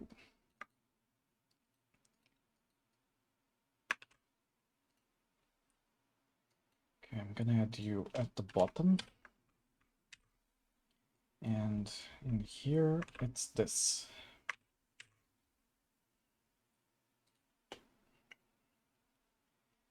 Okay, set action index. I think that's correct. Okay, and whatever you do, if action name equal action property default of our result, do you have like an update something? Action to PB code, set and get.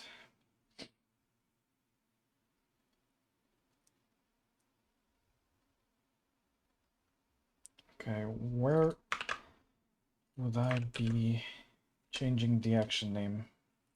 Set action property value. Input helper adapter dot action name equals value. Okay.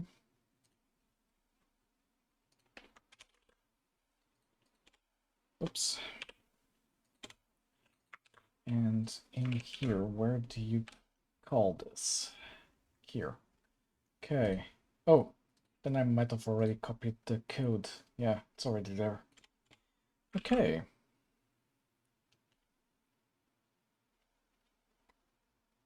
Then how do you set the action index? Set action index, okay. And then you have this, which I'm gonna guess you also use in the similar way, yeah. Can this work?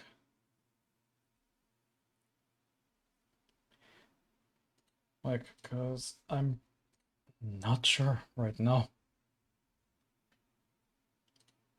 I don't even see the drop down for it.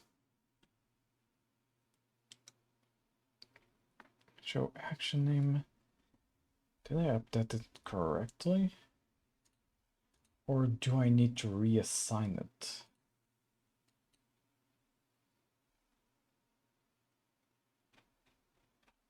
Because right now I don't see anything.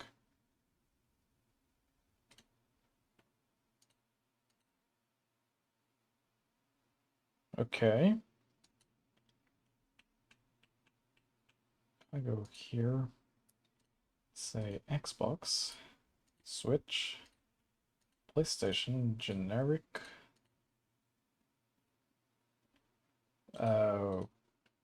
Okay. Oh, I know why. This one is the one that use action jump, like so. Yeah. To jump.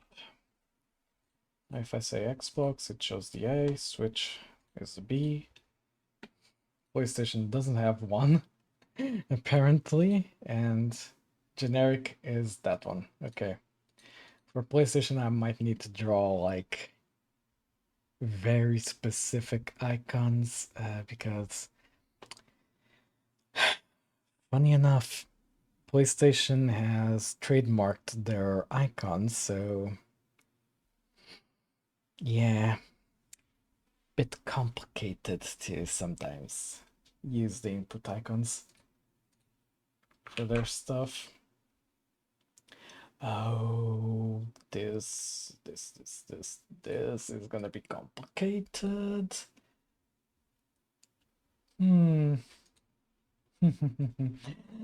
Now I see.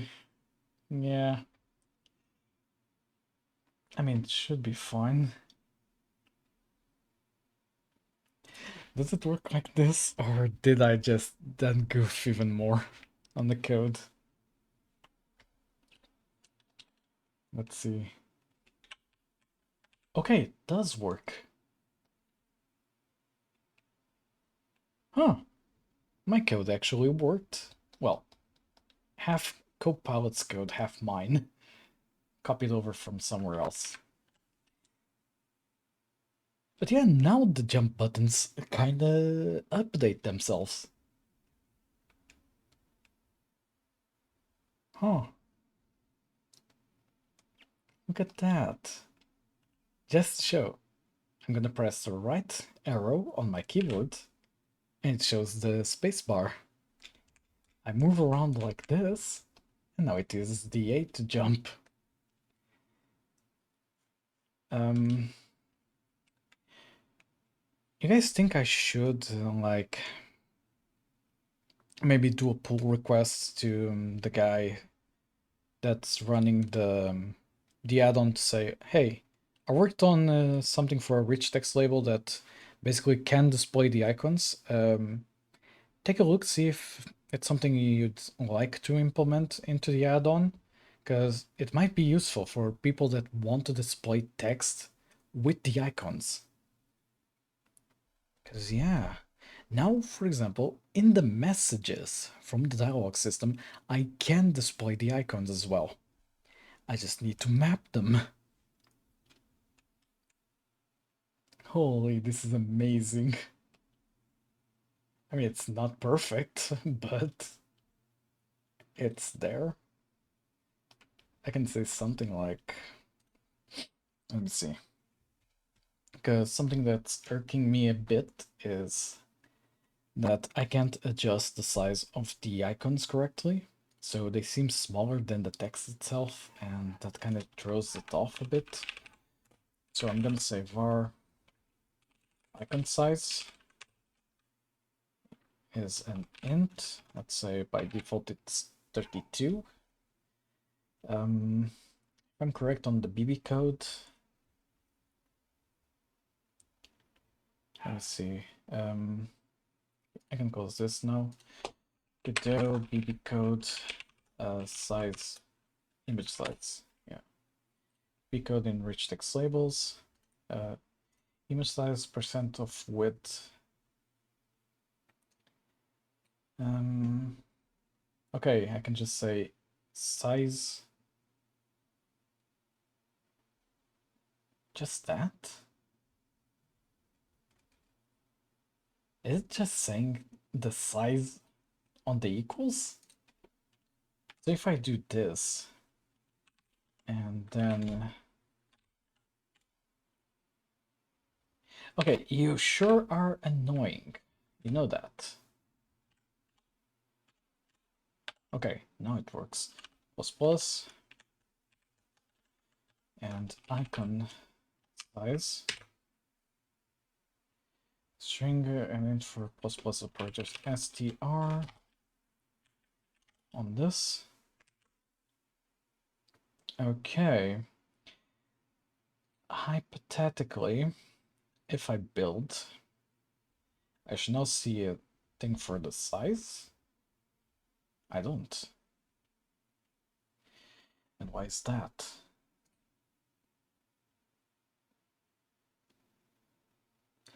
Why can't I see the icon size?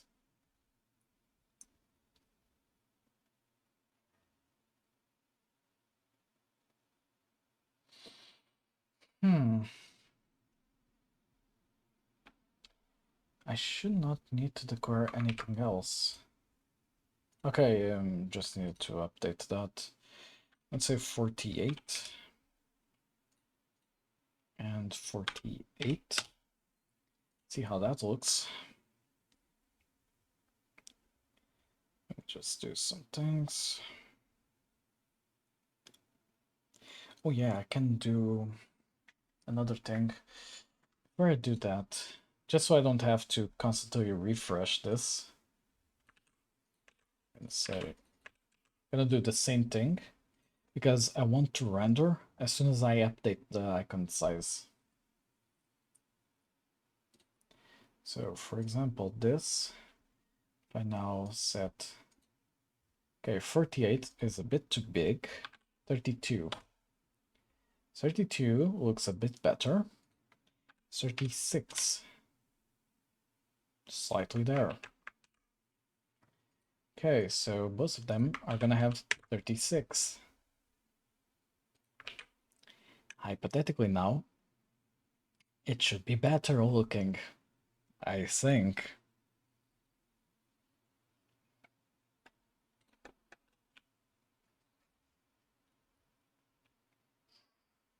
I mean,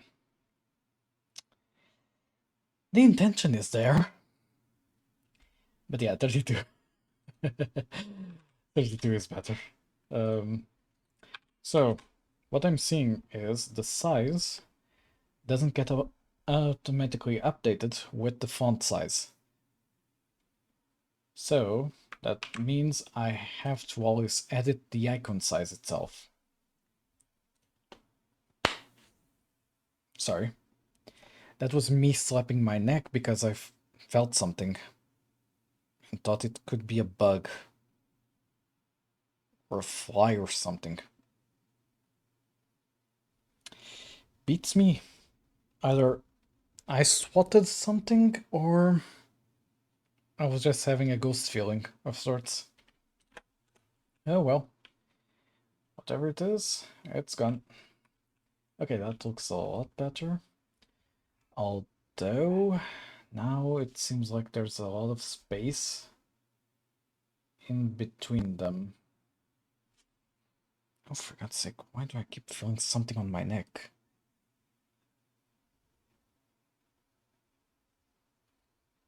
What the heck? Nothing. Okay. Let's go check the jump button.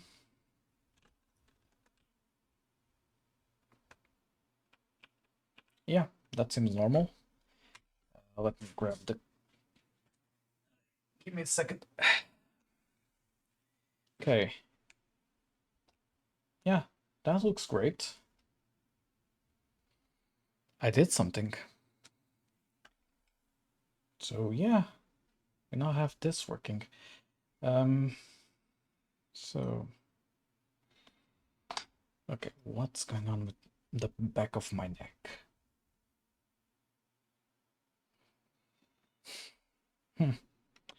Very worse. Okay, gonna commit. Added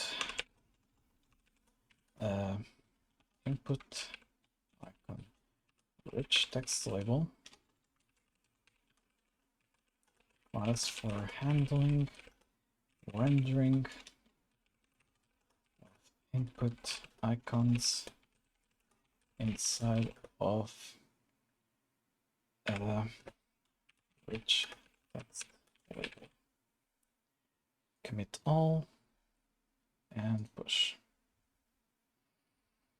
I think I'm also gonna do the pull request to that specific repo, and just to suggest the change, because it might be kind of interesting to share the rich text label that handles the input icons, because I'm pretty sure I might not be the only one that tries to render it like that.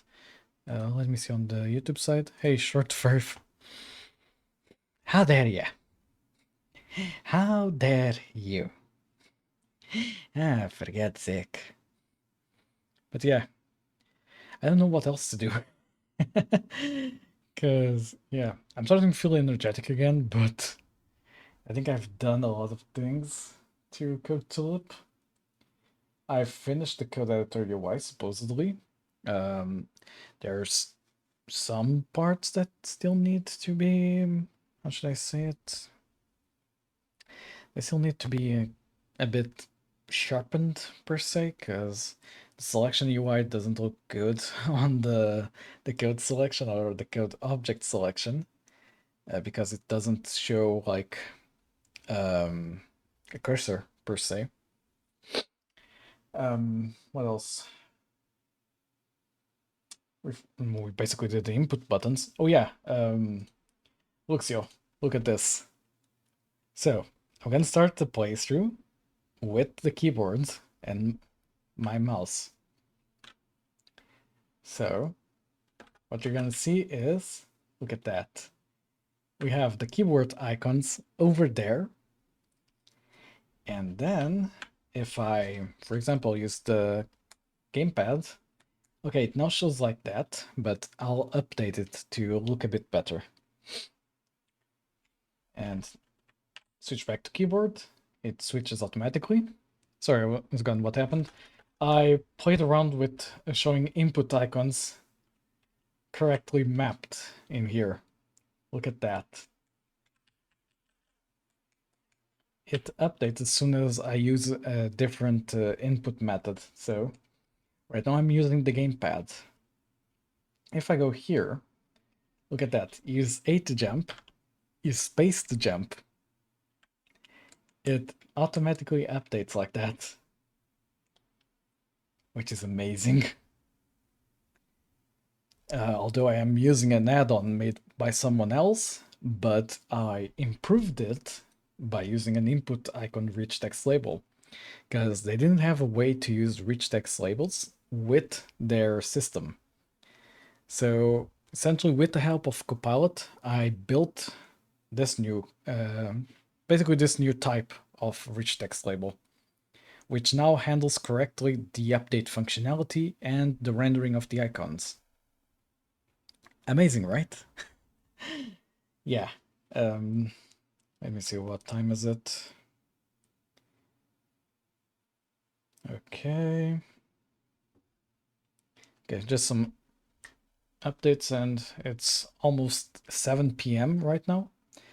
So we're gonna go for another half an hour at most, because after that I'm gonna have dinner, supposedly. And I see the new short is finally starting to gain traction.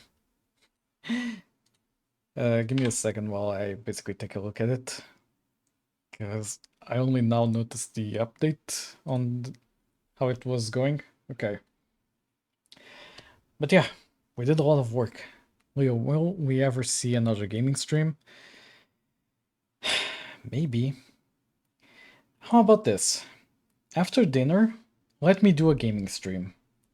We've been doing a coding stream for 2 hours and a half, almost 3 hours.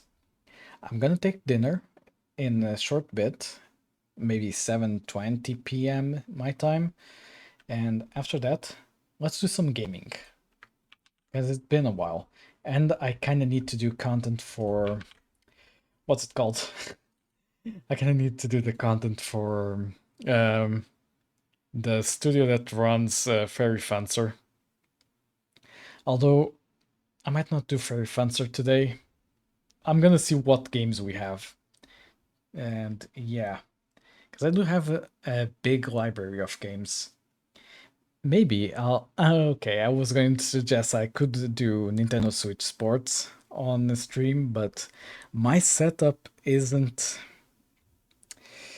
the best for doing Nintendo Switch Sports because I don't have a way to right now drag everything from the recording onto the TV where I have the Switch in order to play.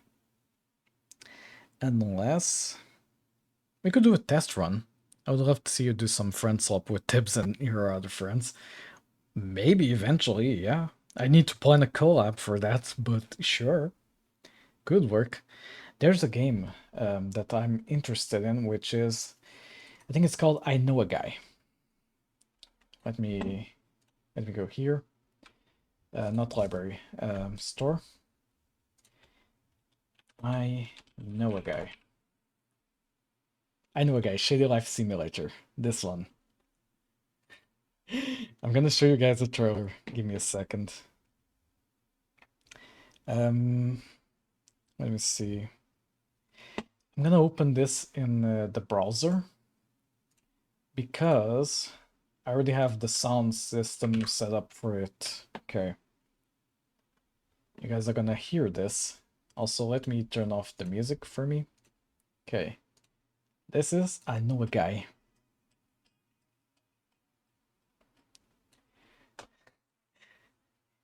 Content farm, yeah. This is an amazing simulator game where you basically complete favors that are a bit suspicious, including contraband. Look at that. Yeah. You're basically a shady business owner.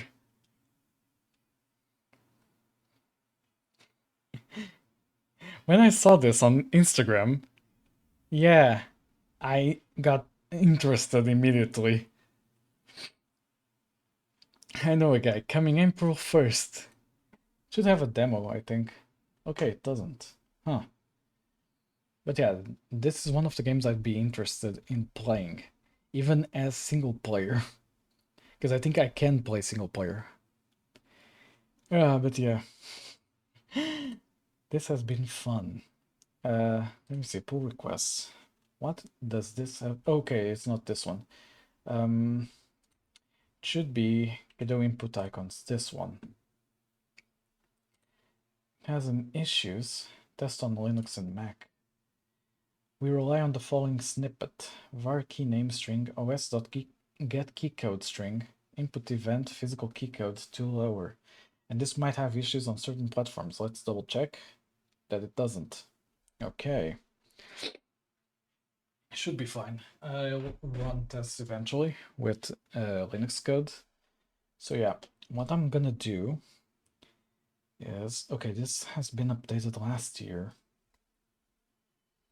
And it does have cloud review and enhance v0.0.1. Do you have a way to features?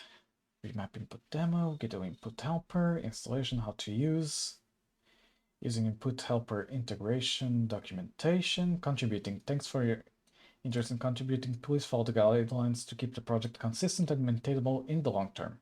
See something you want or could improve upon, make an issue or PR. Okay. So essentially go through the usual way, which is basically make a fork, get our input icons, copy main branch only. And what I'm gonna do is essentially submit this new class that I created. And yeah, that's basically it. I'm gonna do this. In here, should have Godot input icons EU. I'm gonna say git remote set URL origin to this. Okay. hypothetically now, what company do you work for? At the moment, none. I quit, essentially, and my last day supposedly is on the 26th. So yeah, basically, next week I'm unemployed.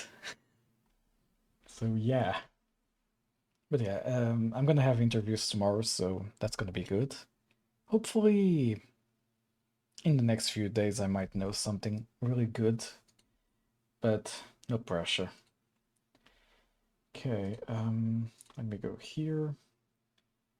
Add-ons, Godot input icons, here, this one. I'm gonna copy to this folder, Godot input icons, this. Okay, supposedly, now if I do git add, git commit -m, edit rich, edit input icon rich text label, git push. Okay, it pushed to my repo. And from here I can assign, yeah, contribute, open pull request. Greetings. Today I was gone for like a month. Yeah. Didn't you see the short? I posted a short that was basically I quit. I gotta go by. Okay. No worries, Luxio. See you soon. Okay, today I stumbled upon your add-on and implement into a game that I'm working on. However, I spotted that there didn't exist a basically a handler slash component for using the input icons with a rich text label, to which I proceeded to create one, the input icon rich text label based off of input icon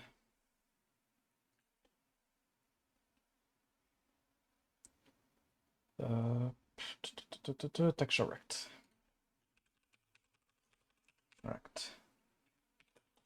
Below are some screenshots of it working.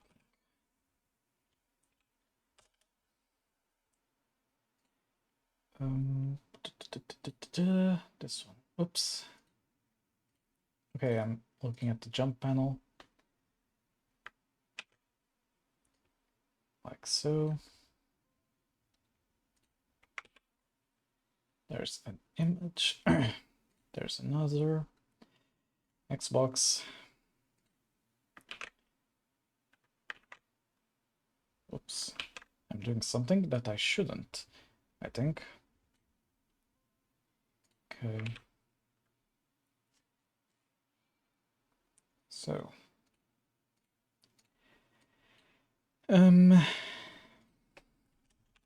Essentially how it works is it filters through raw text set via, what was it called? Give me a second. I think it's called set raw text. This is already set rich input text.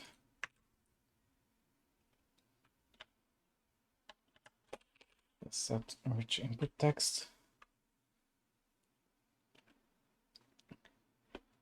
Or the actual text from the rich text label.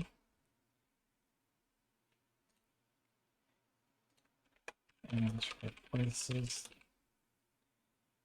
any match for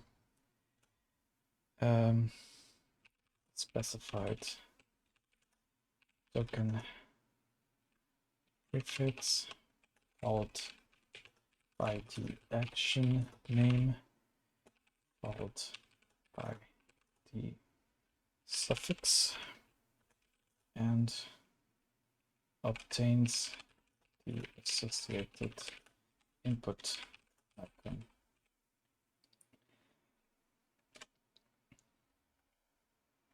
Okay, just start.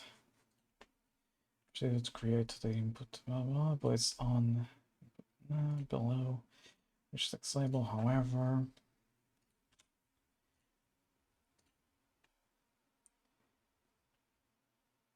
Okay. Specified example. Jump will render the spacebar for the Xbox A button in my game, depending on the active input device.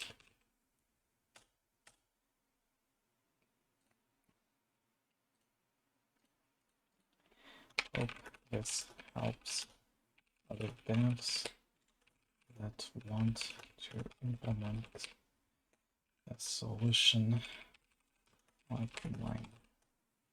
Let's put a smiley face. I like to leave like emojis on my. Give me a second. Yeah, I like to leave emojis on my pull requests. Makes it a bit friendlier. Okay, let's see. Yeah. Okay. Love edits by maintainers, yeah. Then shows this, which most of it is the code that we copied over. And I'd say this is working without any issues. We did a few test runs, including editing in the rich text label itself. And overall, it didn't show any problems, so I'd say it's good to go. Create pull request. Okay. And there it is. The first pull request shown on stream. And I think it's the first contribution I did to something. At least on this account. I don't know. Although, yeah, it had some help from Copilot, but it is what it is. It actually guided me to the right direction, and from there I could edit the rest myself. So, team effort.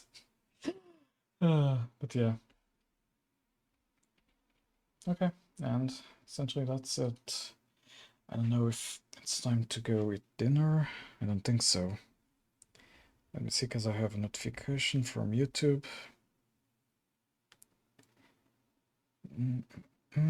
Commented not, no matter how hard she swipes, you always be there. Yes. I am everywhere. At all times. I am omnipresent. This is about the shirt that I published today. So yeah. Okay. Everything seems fine. Besides that, anything important that I'm not seeing? No. Okay. We are good. Okay. Epic Online Services, that's not important. Okay. Kinda tired, not gonna lie. Let me just update my whiteboard and remove the points that I've done. Okay. Now, let's see. I think I'm gonna develop something interesting. Let me see. Because I'm trying to think, how would I handle notes in Godot? Because it's something I need most of the time. Let me see. I could do like one of these windows and just have it basically display something. Trying to think.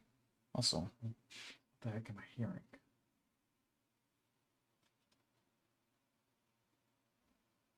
I was hearing some sort of cranking noise, I think. Very weird. But yeah, I want to improve my workflow in Godot.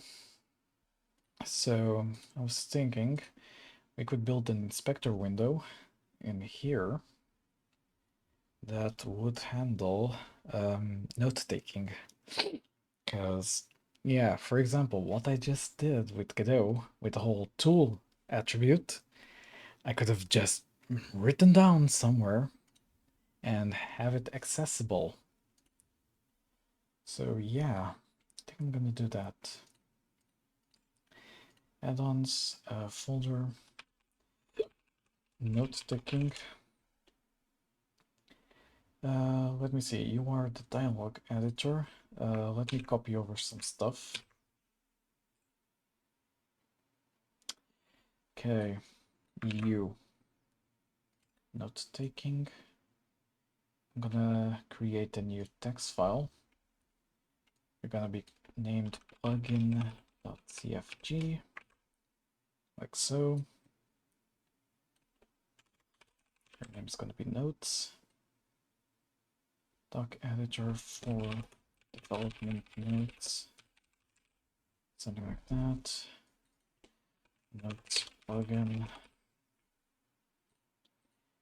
Okay, we create something like this window that then creates the doc. So I'm gonna copy over this as well. Notes underscore plugin scripts are gonna be in Godot script. Notes plugin. Dialog editor EU. Notes taking. Gonna be dialog note editor dot underscore doc. Yeah, gonna be called notes. Main view visible. That's false. Get editor interface, get editor main screen, and child. I could add one right here. Yeah, that seems fine. Return notes. Yeah, I know, it doesn't exist. Because I'm gonna basically copy this over. Clearly, they're Easter eggs, hidden by the original developer, to keep Tulip from getting bored. Bruh. Excuse me, I'm a feature, not a bug. The universe just hasn't released my patch notes yet. Tulip, Okay. the universe already What did knows I your call patch it? notes. They're titled Frequent Editor. Unplanned Okay. Outages with Sparkles. Note editor doc, like so. And let's edit all of this. I don't need anything like this. Okay, I'm gonna essentially just say all of this happens and the rest kind of gets deleted. Because I kind of want to build this from scratch, because this is not gonna end well if I don't. Let me just see, because I heard them. Okay, time for me to have dinner then. I'll be right back after dinner break. So I'm gonna put on some music so you guys don't get bored on the Twitch side, and I'll be right back after dinner. Did you guys behave while I was gone? I didn't see any weird messages or anything like that, so I'm gonna guess chat behaved correctly, and I have nothing to worry about. Let me just lower this a bit, because it might be competing with my voice a bit. But yeah, let me see, what can we do now? Oh, we were essentially looking at the note-taking thing. So first off, let me see. This now can be enabled, just so we can see that it pops up a new icon here. And now what I can do is I can build a UI. That's basically going to be a rich text label. For now, we define a path on which to save the notes. I just wish I could like do a markdown into... Wait, now that I think about it, does Godot have a markdown add-on that I can use? Markdown label. So it does exist. You don't say. Let me see, what's the markdown label? Okay.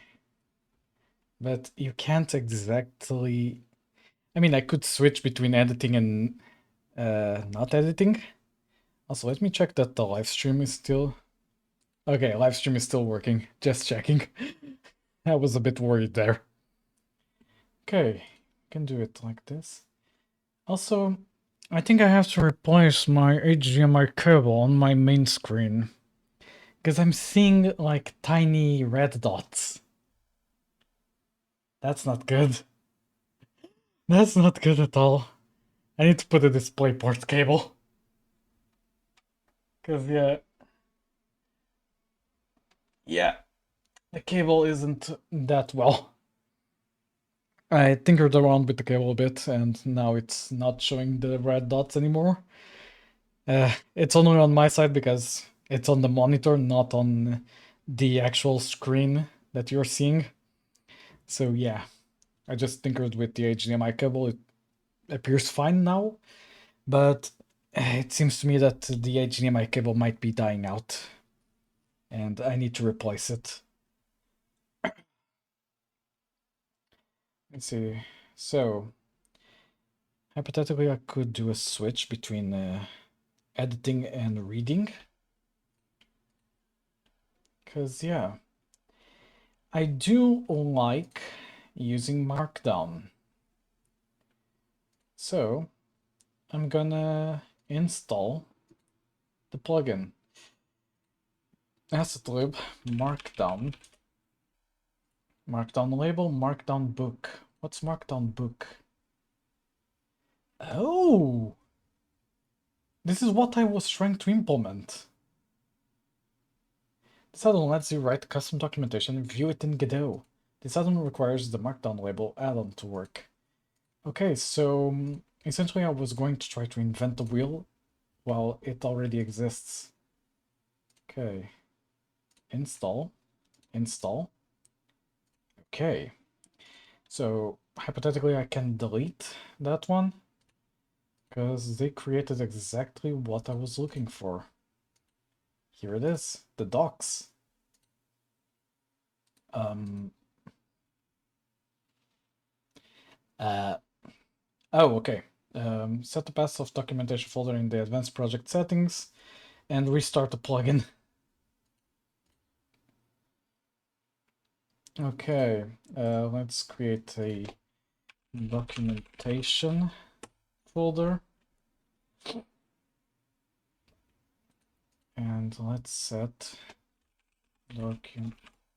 Do you not have? Okay, add-ons Markdown book. And you have a docs folder. README.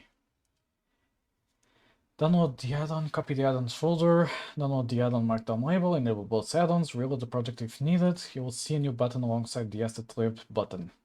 Set the path of the documentation folder in Project Advanced Settings, add-ons, Markdown book. Advanced settings. I need to enable this. And Markdown book. Here it is. Docs folder.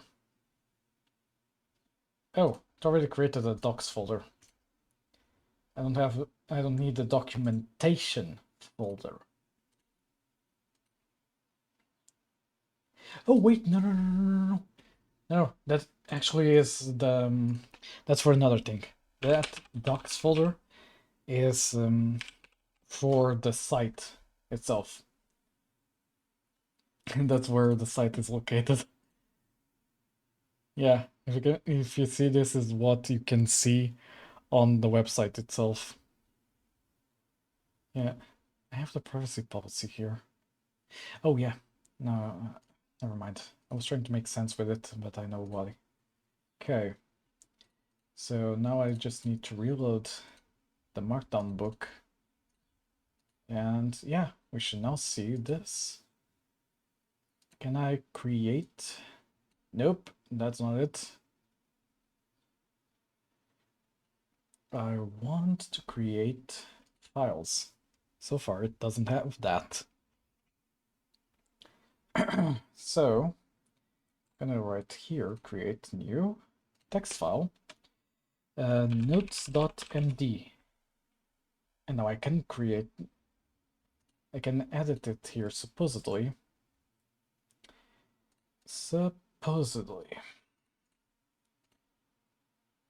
Oh wait, that was mine. My bad. Project settings, plugins, Markdown book. Plugin lets you write custom documentation and view it in Godot. Let's reload the project, 7 quit. Because I don't know if I don't need to reload the project itself in order to see the documentation correctly. Also, let me sit down. My legs are starting to feel a bit tired. So yeah, I'm gonna sit down, adjust the face tracker, and should be fine. Oh no. As soon as I sit down... Okay, HDMI cable is still a bit unstable. Huh.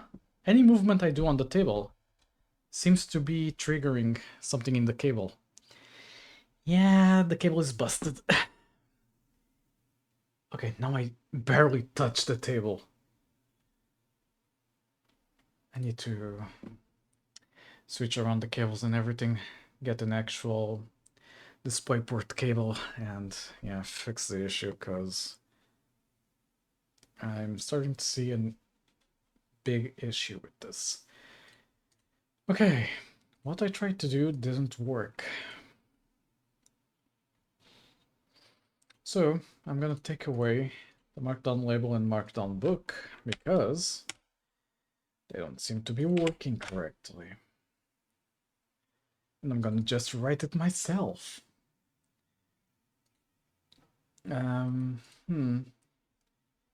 See, unique bonuses, Markdown. Finally got Markdown support in the script. Pull and merge today. When was this? 2024. Add syntax highlighting for config file. TSC entries. Project.godot. Huh? What's this? Is there any issue with 4.x compatibility on this PR? I would love to see this in an upcoming release. There's nothing blocking this PR, but it needs a review since GDC is ongoing. Autolink is the URL between blah blah. This was scripting anyway.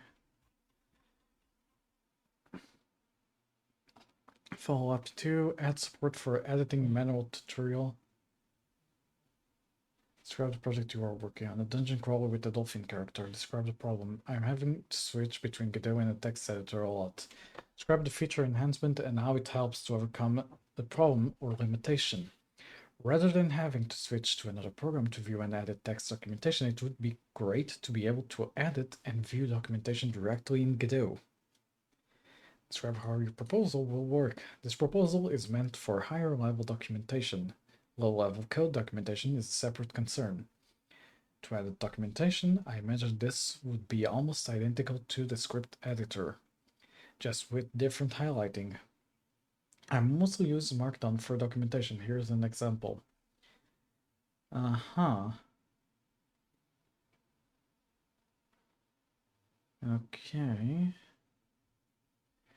This will not be used often. Can it be worked around with a few lines of script? Definitely not a few. I have not worked on the editor.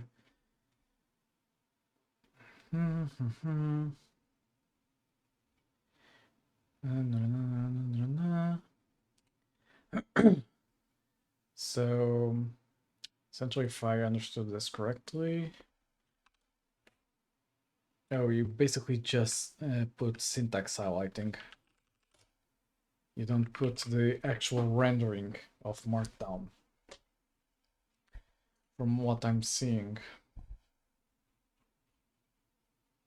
At least from my understanding so far. Let me see if this has screenshots. This is just the editing itself. Yeah. Not exactly what I want. Because I want a way to make Markdown based dialog. That's not it. Markdown label. Oh, that's the same one, right? Yeah. GitHub repository. Custom Godot node that extends rich text label to use Markdown instead of BB code, compatible with blah blah, contains UID files for Godot 4.4. From GitHub, download the add-ons folder of this repository, place it in your project's root folder. Merge it if you already have an add-ons folder. Go to project settings, plugins, and enable the Markdown label plugin. Usage. Simply add a Markdown label to the scene and write its Markdown text in Markdown format. Alternatively, you can use the display file method to automatically import the contents of a Markdown file. In the rich text label properties, do not touch the BB code enable property since it's automatically set to true by Markdown label to properly format its text. It's hidden from the editor to prevent misusage. Okay. Editing the text property has the same effect as editing Markdown text. It's hidden from the editor to prevent misusage. You can use the rest of its properties as normal. So you'll use BB code tags that don't have a Markdown equivalent, such as color green, underlined text. Okay. You can access the in-editor documentation in Godot by going to help, search help, and search for Markdown label. All right. Also, let me check. Okay, we don't have any updates on the pull request. Links, etc. This is basically all the Markdown features. Is this ongoing updates? I mean, kinda-ish. 5 months ago, that's not bad. Okay, let's re-enable that and try to use that. Supposedly. Markdown. Let's go back here, download, install. Okay. So, for example, in here, let me alter the script to say, for now, I'm gonna have a var test file pass, which is a string equals as docs documentation notes.md. Can I not define it like this? Hey Tibbs, welcome on in. How are you? Can I not define? Cannot find. Oh, because it's string with an uppercase. I'm so hot right now. Join the club. If it wasn't for the AC, I'd be dying. How do I read the content of this? I'm also dying of heat. Fair enough. I hope you can get something to cool you off, because yeah, I've heard that in the region of basically Madrid in Spain, they reached 45 degrees Celsius. And France appears to be basically a hotspot. The region of Madrid, the capital of Spain, Madrid, they are facing 45 degrees Celsius. Oh. Then what were you asking about? But yeah, essentially all of Europe is... I was just baffled. Yeah. Yeah. Temperature here has been around the 30s, I think. 24 actually at the moment. Here it's basically still a bit cool. Although they are emitting a lot of weather issues everywhere. Yeah, I have a friend from France. I don't think it's so bad there. Okay. 32, yeah, that's still hot, but somewhat manageable, but yeah. All of Europe is gonna face quite the event, from what I'm hearing. But yeah, what I was trying to do was this. I'm gonna create var Markdown label.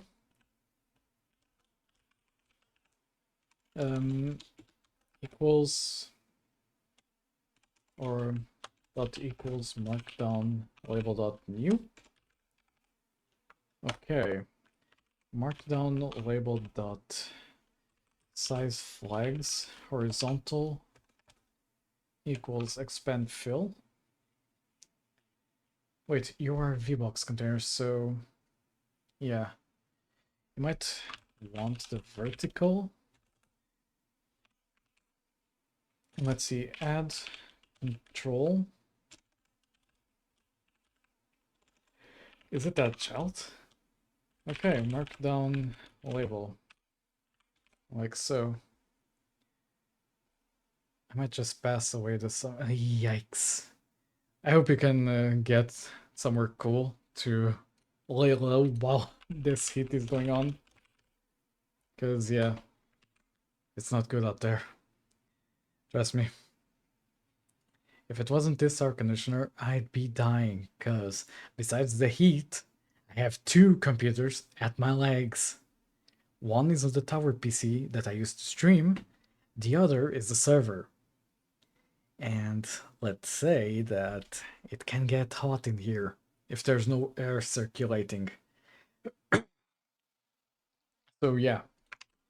Let me see, I'm gonna say markdown label.text is equal to, let's try just like this.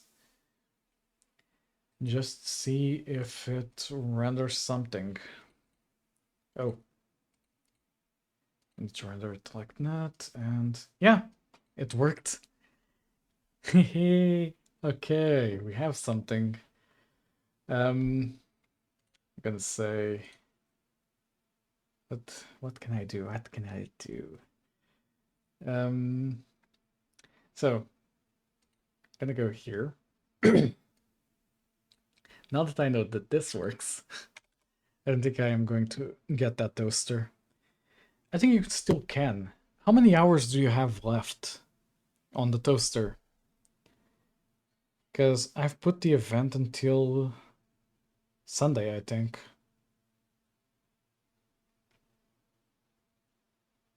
I don't know. I think it's still possible, depending on how long I can stream today. 5 hours and... let me see. It's possible, because I'm feeling like I can go until like 11 p.m. my time. It's currently 8 p.m. So if I can last 3 hours, I think you still got it.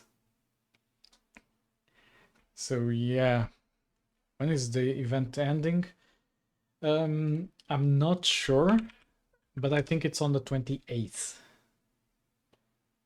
Let me go check. The second, let me go from the home page, because like this it doesn't render the stream. Let me save. Let me see if it's basically here. No. Created batch drops. Yeah, June 28th at 11:30 p.m. my time. So you have, today is the 22nd? Yeah, you have 6 days. I don't think I have it in me. Take it easy. I'm sure you can get it. Let me see. What was I trying to do? Yeah. Var vbox container or sidebar is equal to vbox container new me and the semicolons. Okay, sidebar dot size flags vertical equal control dot expand fill. You are going to be an hbox container, like so. Size expand fill, etc. Yeah. Okay, you both are vertical. Sizebar size is going to be sidebar size.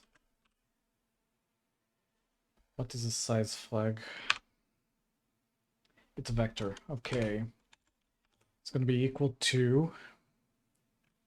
What are you working on, by the way? I'm working on a note-taking add-on for Godot using Markdown, so that I can write whatever notes I have regarding Godot's many issues inside of the game project. So in the case I forget something, I can just go check my notes and see, oh, this is how I fix this.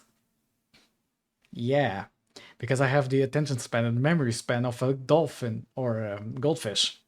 I mean, yeah. Just basically working with myself here to prevent any issues. So this needs to be a new vector. Vector2 dot new. Wait, do I just declare it like this? Oh, okay. Let's say 64 by, let's put 0 here, and I'll say expand fill, and inside of this, for now, let's place a button. The button will do nothing, it's just a test. Button equal button dot new. I'm basically programmatically writing this. Button dot size flags horizontal dot equals size expand fill. Button dot text is equal to test button.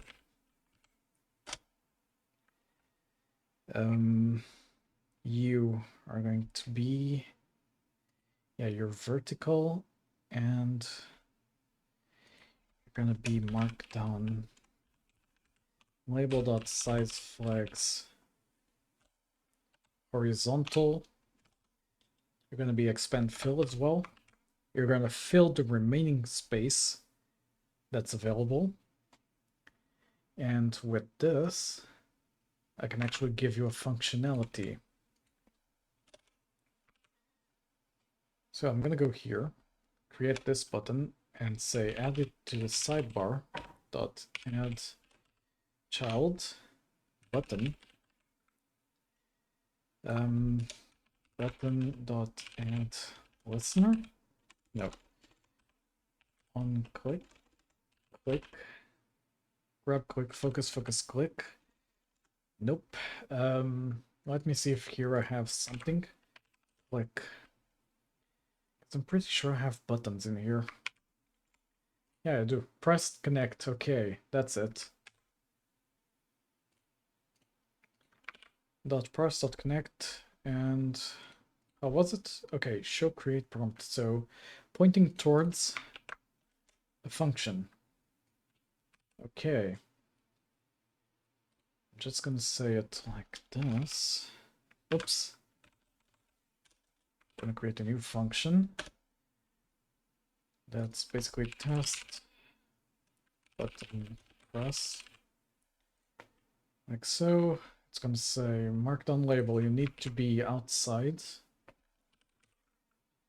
Var Markdown label is a Markdown label. And from here, I can just say this. Can I not? Expected end of statement after expression found. Oh, because of its definition. Yeah, that works. Markdown label dot text is equal to test. Test button has been pressed. Sorry if it sounds a bit confusing. I'm trying to navigate how all of this works. Yeah, I need to reload that first. In here, add child, sidebar. Okay, I can put semicolons and it doesn't complain. That's good, because I have a habit of using semicolons. Oops. My bad. Let me close that. Huh. Invalid call to function, connecting base signal, expected 2 arguments. Yeah, don't say. I might have done goofed with something. You seem fine. Oh, doi. You need to have this. That's why it wasn't working. Note, and yeah, there it is. This button has been pressed. Yay! So it does work. Okay. This sounds very interesting. Because now I can do some shenanigans here. I can make an actual design for this. Okay, oops. Can I edit the GD script here to make it easier for me? Let me see. You need to reload, right? Can you show me a button to reload yourself? Never mind. Yeah, I'm just gonna edit from here. Whatever. Let me just drink some water. My throat is feeling a bit sore.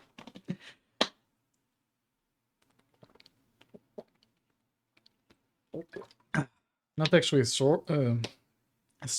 It was dry. Yeah, now it's a bit better. Let me see. How do I want to design this? This goes back to being a VBox container. First off, I'm gonna have that. Var top bar equals hbox container new. Top bar, I'm gonna do the same that I did here, except here is size flags horizontal, and here it's gonna be 64 height. Gonna be top bar. Okay. Then you're gonna have the other container below it, var content container, essentially. That's gonna say hbox container new, and you're going to do essentially this.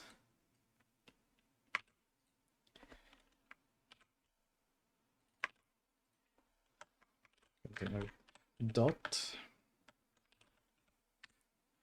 Oh, for God's sake, stop that.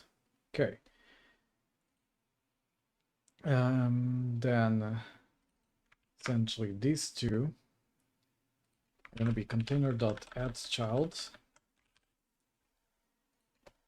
and then addChild top bar addChild container.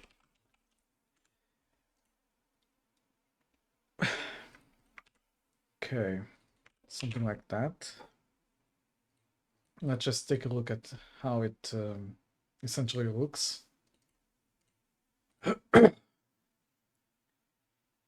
Okay, without content it looks a bit empty, I see. But the Siri is there. Okay. Var reload button new button dot text is equal to reload. Actually, reload button dot text. Size flags. I'm gonna say to expand vertical. Reload button. Size flags vertical. Expand fill. Top bar not add child. Reload button. Okay, so now we should have a button at the top. We do. This will eventually reload the files listed in here.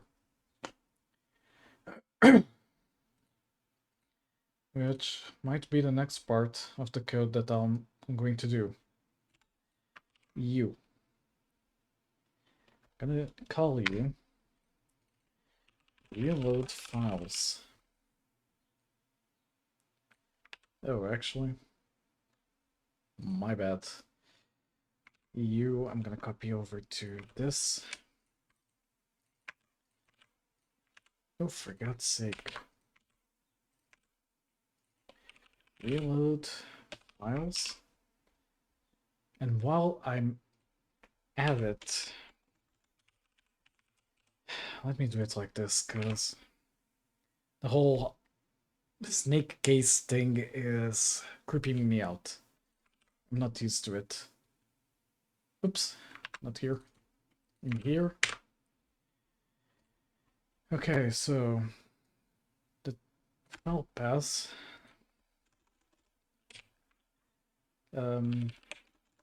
documentation path is going to be res documentation. How do I read all the files in the folder? Also, if any of you have any doubts, please make me pause or something so I can explain, because I'm doing a lot of code. I know I'm trying to explain, but sometimes I might miss on the explanation, so if you guys need any, like, clearing out what I'm trying to do reach out to me, just in case. Okay, gdscript list files directory. How can I get a list of files inside a folder? Dir access open. Okay. So essentially this. In here, I put documentation path, cannot open folder. Let me add some spacing. Okay, var resource. Should not be load. GDScript read text file. How to import and read text? Okay. Foobar.txt, file new, file open, var index 1. Okay. The only thing that I see as an issue, yeah, I'm gonna have to find a way to pass in what file is being edited. I am tired. Hi, tired. I am Leo. But yeah, tips, don't forget to do breaks and try to rest. I know your work isn't easy, so do try to get some rest when you can.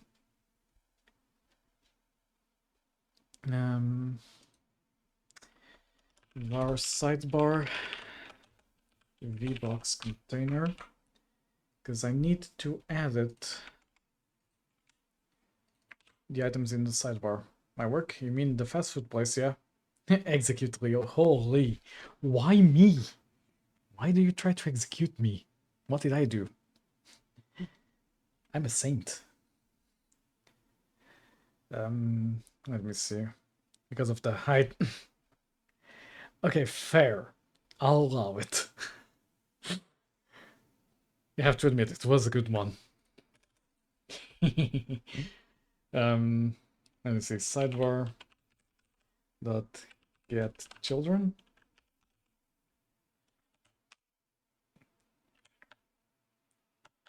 Okay. If sidebar dot get child count is bigger than 0 for child in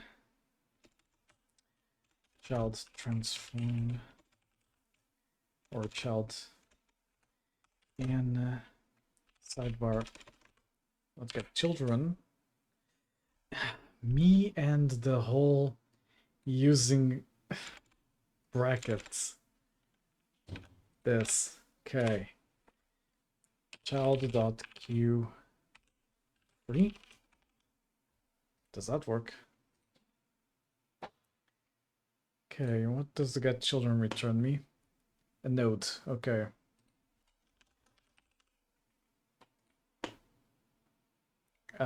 Why are you complaining now? Do I need to put an and if? No. Expected loop variable. But, huh? Expected loop variable. Why doesn't Tulip answer?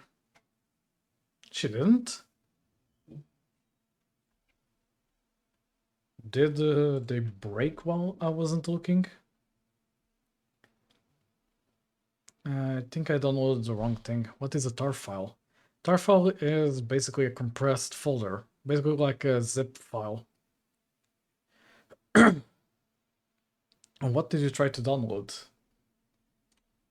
Let me open the night and dawn folder and check the logs. Today is the 22nd of June. Okay, did they break? Okay, that's the Twitch controller, that's irrelevant. Main thread action failed. Object reference. Execute Leo. Oh. I think they have a limit right now.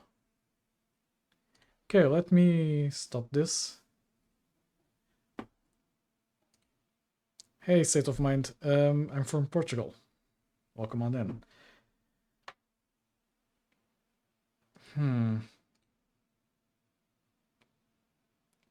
Okay, let me reopen the twins, because I don't know why that happened. Try again, Tibbs. They should be working now. Again, I downloaded the Linux version instead of the Windows one. Okay, that makes sense. Talk to Tulip. Tibbs asked you to execute me. Let me refund your points as well. Excuse me, who gave Tibbs authority over my redacted list? I run on chaos, not orders. There you go. Tulip, you are the redacted list. Expected loop variable, but why? Oh, wow, Daisy, very funny. Like you're not literally the one who coded the Tulip containment protocol last week. Node.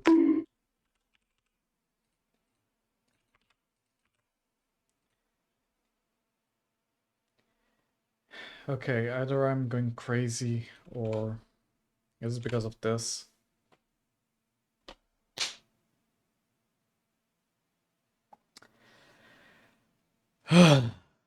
Okay, it was because of the freaking parentheses. Why that makes sense, I don't know. Oh, ad break is gonna start. Are we are at 4 hours. Holy. Okay, so this frees the child nodes. This essentially gets the files themselves. And yeah, I just need to get the last part of the file name, but sure. var button.new.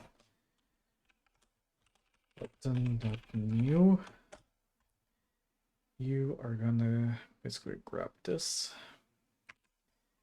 into here. You are going to be there. Button.new.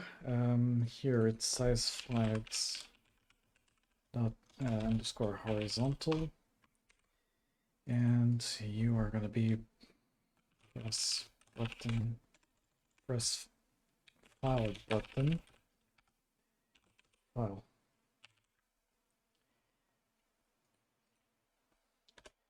Func, press file button, and you're going to add a file string. Okay, expected indent bulk. Okay, that works. That's interesting. So now if I do this,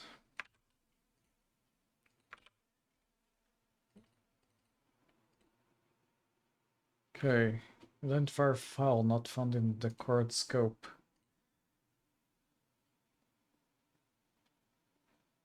But why? Is the code old? Get text file content. File access open paths. Okay, there's a different one. I don't think I need to return, since this is going to be used in a different way. But yeah, we have an ad break going on. That's fine. I'll pass.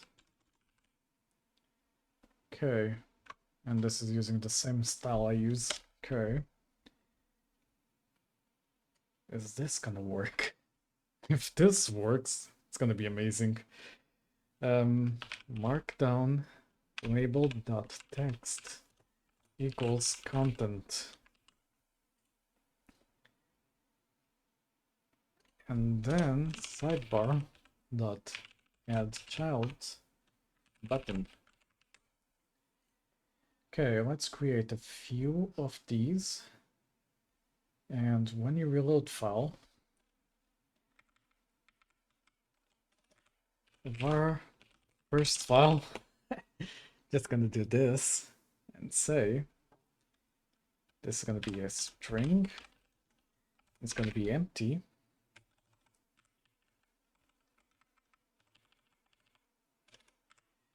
If file dot contains dot md, you're gonna do all of this, and if first file is equal to this, first file is equal to file.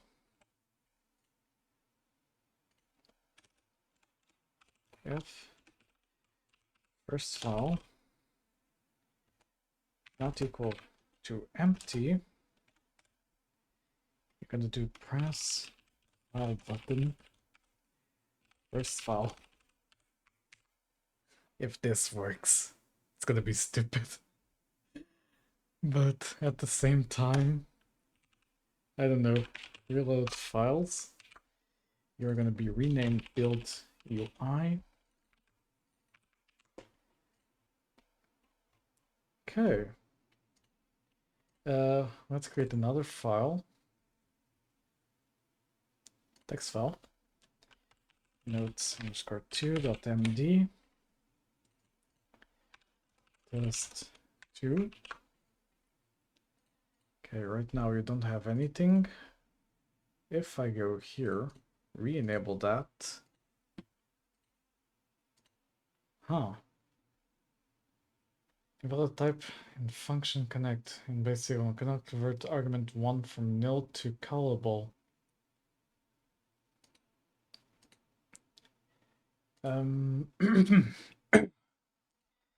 You do GD script connect button with argument. Passing a parameter on button.connect.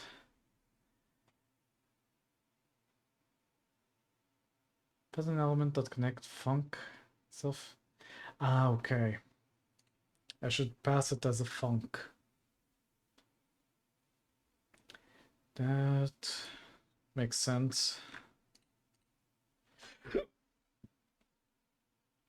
Okay, in here. Func. Apologies. Yeah, this should work. Supposedly.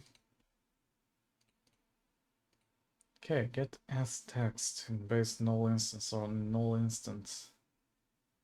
A valid type in function connect in base signal cannot convert argument 1 from nil.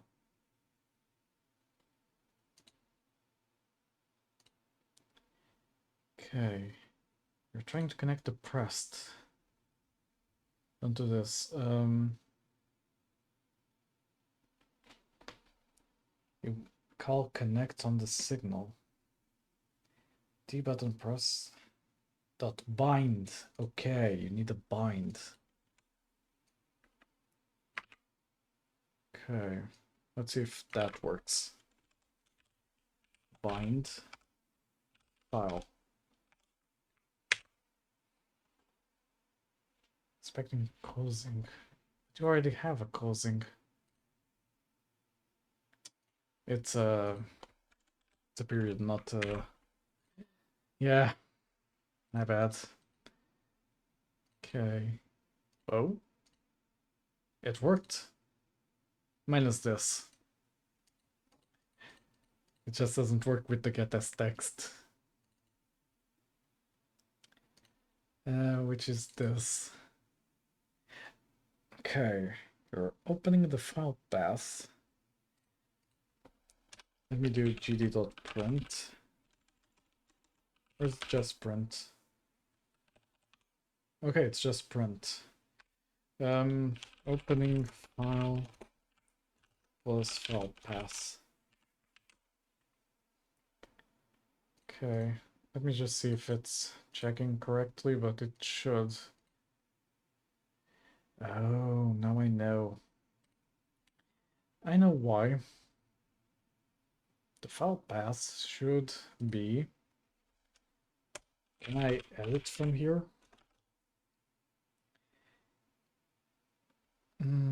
Equal documentation path plus this plus file path. Okay, now it should work. Supposedly. Okay, res documentation notes MD. Yep, that works. We can now reload correctly. If I go here and say notes underscore 3.md, test 3, reload. Now we have a test 3. Okay, if I, for example, delete these two files, I now only have one button.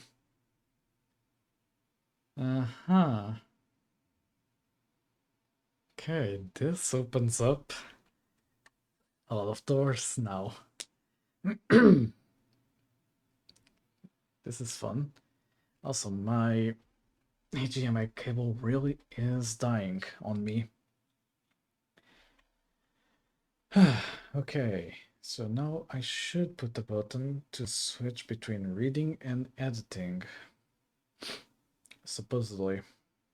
Because I kind of want to edit on the same window. Unless the Markdown label has something where I can edit. Let's see. Godot, rich text label edit. Rich text label is designed for displaying complex formatted text rather than serving as a direct user input text editor. You can edit it visually in the inspector or programmatically using GDScript and BB codes. Select a rich text label, yeah. I need to switch between them. I can just write stuff in the actual thing. So if I were here, what's this? Close this, discard in here. If I reload, yeah, now I have this. And I can properly organize myself with this. This is cool. And yeah, I don't think I have anything else to add to this. Seems very good. Okay. I'm honestly feeling really tired. I'm not gonna lie. But yeah. Let me see.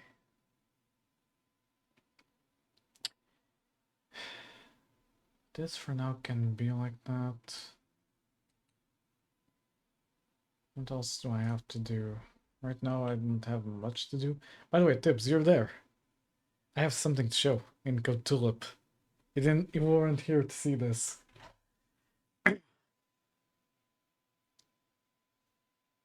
Guessing you're not there.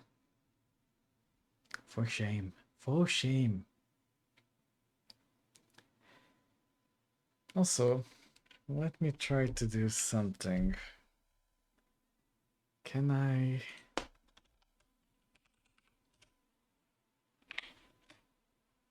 do this?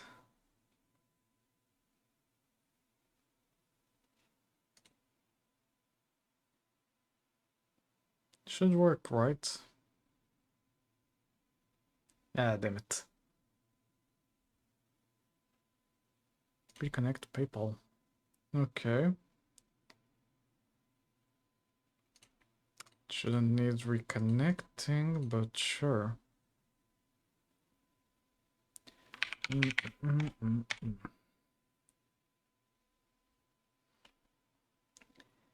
Okay.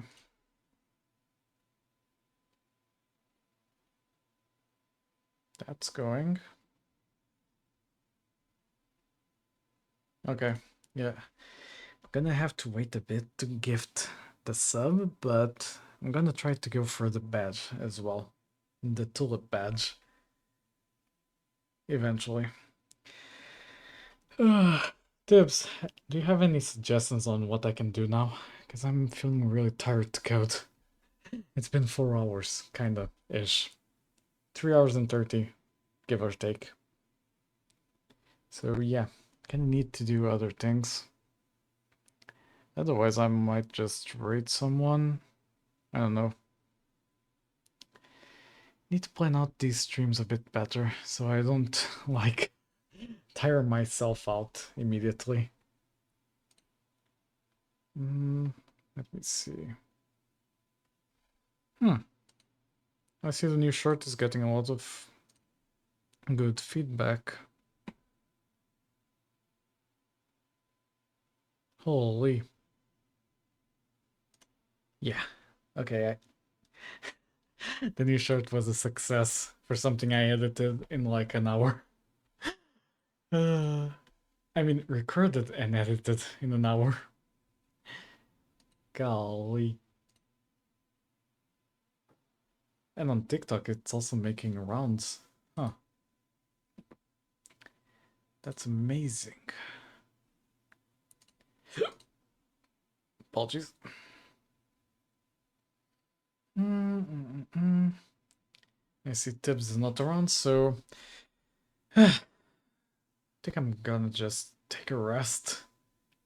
These 4 hours have been really taxing, and I need to get used to doing longer streams. So yeah, hopefully on Wednesday we have a bit of a better stream and longer. Since I'm gonna do study hall, we're gonna learn about RabbitMQ. I'm gonna research into algebra and other university level topics. So I can basically stay at front at the start of the university year. So yeah, I think I'm gonna raid Mr. Whitevault for all the times he's raided me. So yeah, I'll see you guys on Wednesday. Remember, tomorrow there's a break, so yeah, Wednesday. And yeah, hope you guys have a good day, night, whatever. And class dismissed.